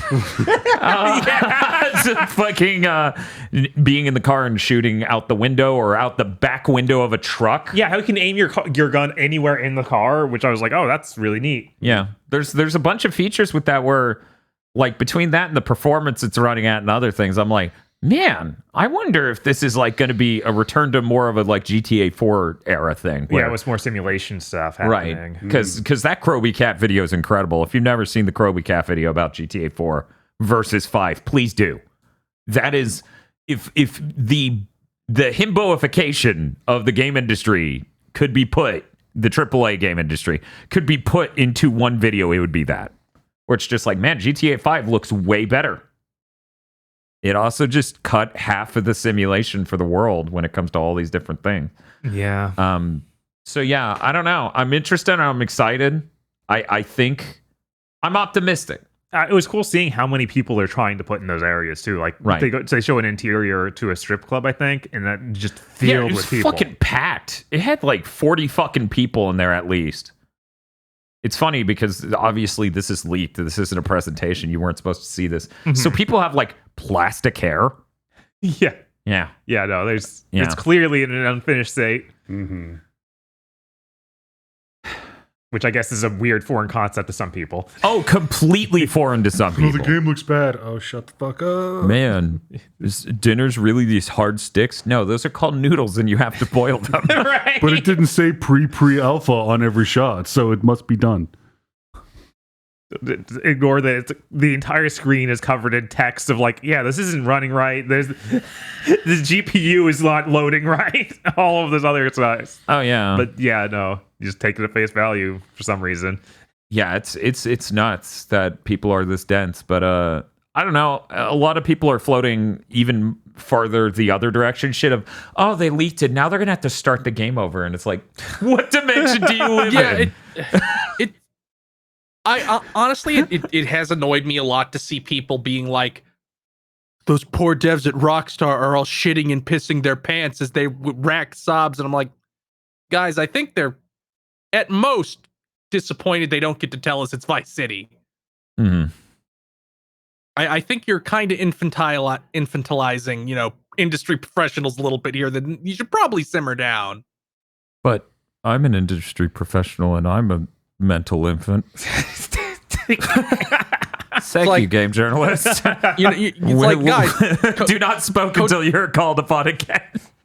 Kotaku posted the entire game design document for Fallout 4 before that game was announced, and I think they were okay. Yeah, at the same time they were fucking pissed at Kotaku, but yeah, they should be. As they should have been. Right. Yeah, but no, I don't see them rebooting this. I don't think they're going to change course much on this. Based on, I mean, this is really stupid, but I've grown up in Florida my whole life, so like, it's you just look at it, it's so Florida. It was like the moment in GTA 5 where the water looked really good, and you're like, holy shit, good water in a video game. Yeah. It was like that, but for being Florida, where I'm just like, oh shit, fucking Florida as Nice hell. Florida. Very nice Florida. Oh, this is a nice Florida. What year is this? But yeah, no, I'm excited. I hope it comes out. The weirdest thing is some of the shit that leaked was running on PS4. Oh, wow. So it's a cross-gen GTA. Yeah, unless So- they cancel that at some point. Yeah, they could cancel it. I mean, that wouldn't be the first game to cancel a last-gen version. And Right. I don't think they're shipping that shit by the end of 2023, but maybe. I mean, yeah, if he Yeah, just maybe. went in and grabbed a bunch of shit, it might just be old shit from when they might have been doing. Some of the builds were from July, so it's not that old. Oh, okay. I was Yeah, about to say, like, they also apparently got, maybe it's unclear, they might have gotten GTA 5 source code and are like, hey Yeah. Rockstar, you fucking pay me or else this shit goes online. Yeah, there was the joke of like, hey, I'm gonna sell this to the highest bidder, is like what the guy was saying, and people were making the joke of Rockstar goes to buy it from him. I mean, that is usually the intent when someone gets something like this. right. But yeah, they said they're not going to be leaking the GTA 6 source code or anything like that. It's like, yeah, because that would be too illegal. Is it? Is there a reason? But yeah, I don't know. Anyway, anything else? No, that's Okay. it. Dr. Agro, I understand you also have news. That is heinous slander. How dare you say Oh. such a thing about me? Sorry, I thought as the host of Thens. A show I am entirely unaware of. Plausible deniability. Plausible deniability. So to follow up on our hacking theme, noted console hacker, and did you pronounce this name C-Turt? That's what I would It's capital C, capital T, U-R-T. like sea turtle, but sea Yeah. turt. Has publicly disclosed the Master Core exploit. Or Yeah. Mast 1 core? Masticore, like Masticore? masticate, but Masticore with a 1 and a 0. Yeah, it's fucking weird. For PS4 and PS5, it's essentially right now a way to run PS2 games on a PS4 or PS5 Yeah. that are unauthorized. Apparently, the just-in-time what the fuck is it Compiler. called? Yeah, compiler. Yeah. Just changes PS2 code to PS4 code on the fly. Yeah. And at a system level, they just give priority to whatever that thing's spitting out and doesn't check it for anything. So if you can use an exploit from a PS2 game to get in there, you can just feed code into a PS4 or a PS5. So right now, you can just run any PS2 game you want. We're looking possibly at being able to run arbitrary code in a PS5, so maybe the golden age of homebrew and piracy is back. And we might see the PS5 get fucking PSP'd. Man. I read what you had to do to make that happen, and it seemed so involved that unless Yeah. unless it becomes like the you don't have to do shit. This is so easy. Anybody could do it, like it was with the with the PSP, it was like just the a PSP. PNG. It was like, Yeah. look at this picture. Okay, I'm a hacker. And that's like it may be more impossible than people are saying to get it to an easier state, because the guy turned it in to Sony's bounty program like last year. Yeah. He got the bounty for it. The year ran out, so he took it public. He says they haven't patched it, they haven't changed anything, it still exists. So either Sony is confident that nothing's going to come of this, or they can't fix it because the compiler isn't in the OS, it's included in every PS2 game that you download, or the disc ones for PS2 to PS4. Yeah, so they would have to patch it on the Sony server side for all of those. And then the discs still exist.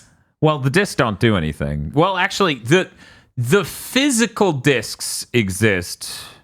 What? Of some of those games, like Limited Run would have done something like that. Yeah, I was there's a like, few who of the them out heck there. did that? Yeah, Limited Run did Jack, remember? Mm-hmm. So those would exist, but you wouldn't be able to inject code into that ISO because it's just the Right. disk. yeah. But they would definitely have to find a way to just patch the fuck out of all the images on the server, which doesn't sound like modern Sony. Mm-hmm. Modern Sony doesn't like trying hard. I'm like, is this whole thing the reason they haven't done any more PS2 games? As soon as I read this story, I thought, oh shit, is this what it is? I mean, the funny thing is this emulator has been accessed, this Sony emulator has been accessed for a while. Mm-hmm. To the point where, you remember when we streamed Castlevania Curse of Darkness and Lament of Innocence in a single night? Yeah. So I've seen footage of Curse of Darkness running on a PS4. And I saw it back then. So it's been a while. Mm-hmm. Yeah, it's really frustrating how many things. It's like, you could just release these. No. We'd pay you I mean, money. to be fair, Curse of Darkness running on a PS4 did not run correctly on a PS4. Of course. Yeah, it's a fucking emulator. The difference is Sony's supposed to check it to make sure it runs well. So I don't know what's up with that Jedi racing game that you sold me, you fucks. But, you know, can't win them all. Yep. So right now, it's a complicated thing that can do a very specific neat thing. So just, watch this space. Yep.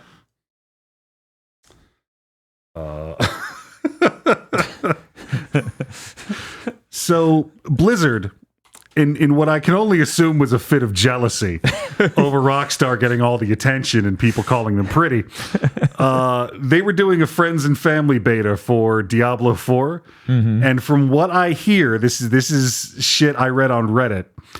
Some guy who was in it was streaming it to some of his friends over Discord so they could watch him play.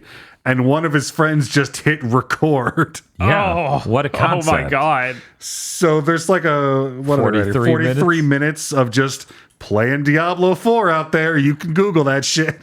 Cool. Yeah, I meant to go do that because I was interested in seeing it. There's like contextual jumping. Oh. Yeah, no, that shit's really cool. Like, I thought one of the more exciting things they were showing early on was the terrain matters and is traversable in an interesting and new way for Diablo. It's like, oh, cool. Awesome. Great. Is there anything that hasn't leaked this week? Sony's lineup for next year. That's true. We still have nothing. It's getting to the point where it almost earns its own fucking The Rant Is Go. Where it's like, hey, whoever's doing the marketing at Sony in the Jim Ryan era, get fired. Commit a crime, please. Mm-hmm. You are the worst. No one wants to buy a $500 console when all they know that's coming out for it is a game that releases in 2 months. Like, seriously. Spider-Man. That's true. There's Spider-Man and there's Wolverine. Spider-Man, there's Wolverine.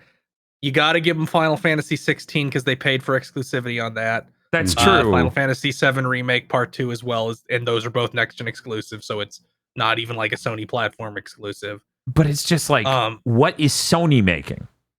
Like, they're making Spider-Man and Wolverine. Yeah, but by this point, we should have started to see the next... Or see those again.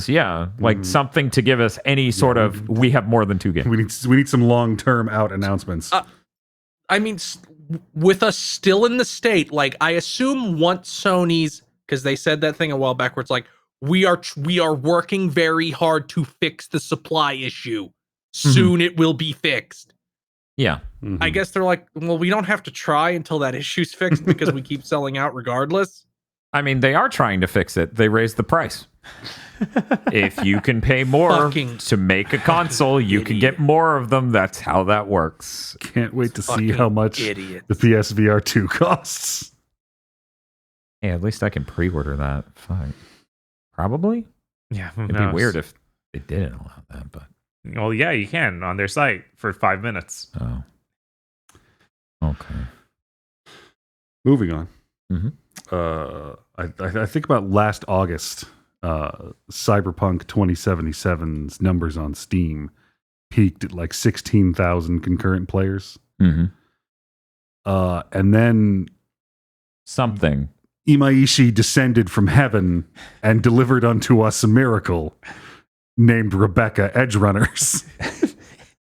And she single-handedly saved Cyberpunk.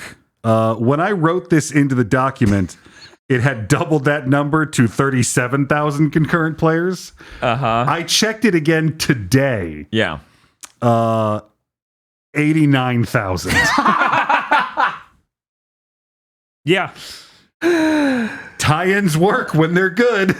Yeah. Yep. I mean, and also, the game runs stably on next-gen consoles, and they had that big content patch, and then they announced the DLC. But mostly Rebecca. And it was honestly, $7. It was $7 at the time. Yeah. But mostly Rebecca. Mostly Rebecca. It caused anyone to talk about that game again. Mm-hmm. Like, I've seen so many people just be like, "Oh, I guess I'll play it now."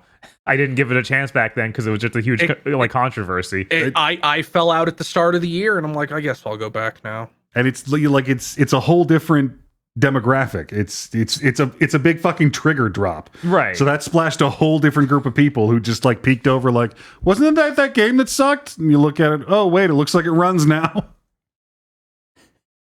Yeah.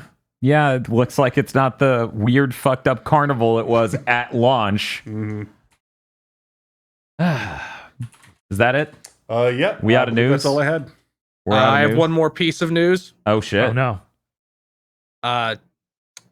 Floridian representative Matt Gaetz is going to begin streaming on Twitch soon. In unrelated news, Bloomberg has announced that child predators use Twitch extensively to track the movement of children. So watch out for that. Those two things I just said, unrelated. Unrelated. Just two hot pieces of news coming in like hot garbage. Completely unrelated. In the next week, Bob and I are going to play Armored Core 4, Armored Core 4 Answer, and Formula Front for like 2 hours because there's no way I'm beating an AI generation creation in Armored Core Assassin's Creed Armored Core game. There's just no way that's happening because I'm not that interested in AI generation games to be engaged enough to eat it all in one bite on stream. Oh yeah, there's one anecdote I wanted to tell. Oh yeah. We were over at Rig stream. We rated Rig, and Rig talked about because Rig, Retro Island Gaming for people who don't know, had come into our Armored Core streams during Another Age when we were getting mulched by Ultra bosses. Mm-hmm. He's like, yeah, Armored Core has been pretty rough over there. Anyways, GigaBoots, they do this thing where they beat games in a single playthrough, and in one night they did like 2 Armored Cores, and someone in chat over there was just like, they hated it maybe because they marathoned it. Armored Core is good. And I'm like, he specifically saw the end of 4 with the end of Another Age with those 4 fucked up missions. And then the guy immediately went, oh, never mind. Yeah, that's that's some rough shit. But yeah, aside from that, we don't plan on doing anything else other than playing, of course, Pokemon Sun or Moon. We have yet to decide. Right. I have access to both. Playing either is very doable. Really? Sun Gang. I mean, the interesting thing with Moon is that we would get a very sunshiny playthrough because most of the time Pokemon Days happens in the evening. So it flips the day-night cycle on that version. Yes, it does that. Yeah. Interesting. I also just think Moon has the cooler legendary. Also, I think Moon has a cooler version of the dog Pokemon. Oh? I don't remember. Because it has a different evolution based on which version you have. I forgot there was Octoversions. Yeah, it gets the one that looks kind of Knuckles-esque. But does it chuckle? It does. Oh, shit. That's important. Lycanroc? Yes, Lycanroc. Yeah. Yes. Okay. I've watched Yeah, I almost think he's right about that. Okay.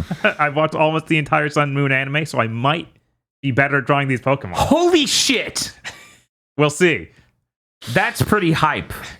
I would not expect something like that. Okay. Does the anime have all those like random ass mega Pokemon from the end game?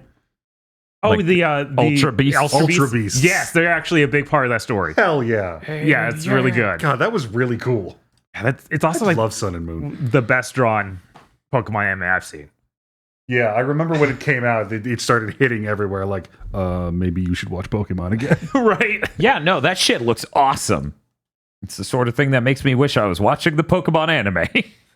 Hey, Dr. Aggro, do you have anything going on in the next week? Well, apparently, since we've re-entered a golden age of demos, probably 2 or 3 more fucking demos. Right? And then maybe by next week I can talk about COD and Harvestella and what everyone already did weeks ago. I can be like, it was good. And we could talk about how we team up in COD.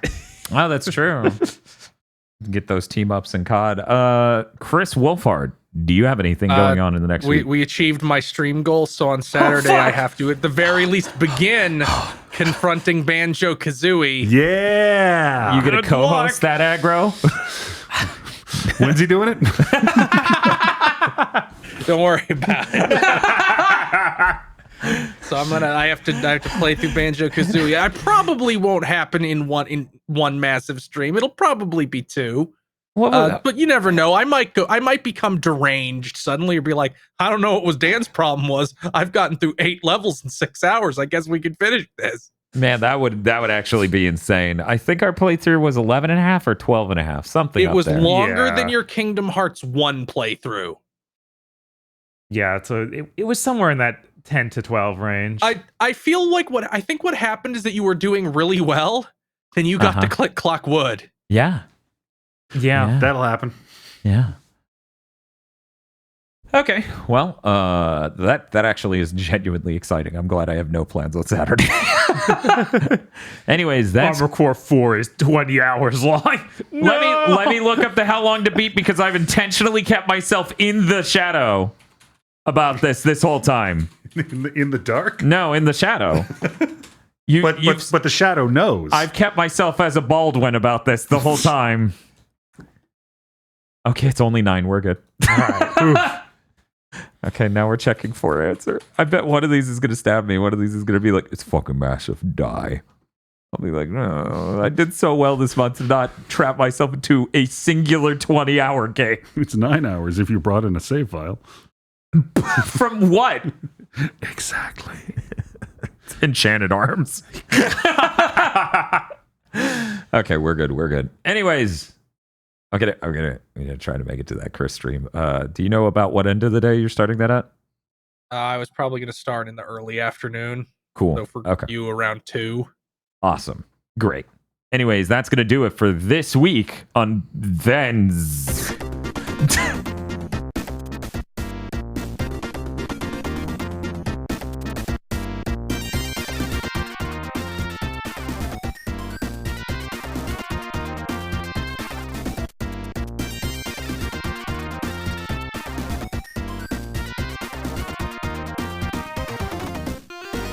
Thank you for listening to this episode of Thens. This show was only made possible because of your support over at patreon.com/GB podcast, where you can help us do amazing things like curse content clubs on Lumelin films and perhaps procure rights for other indie films and all sorts of other stuff, also Bleach. Anyways, thank you for supporting the channel.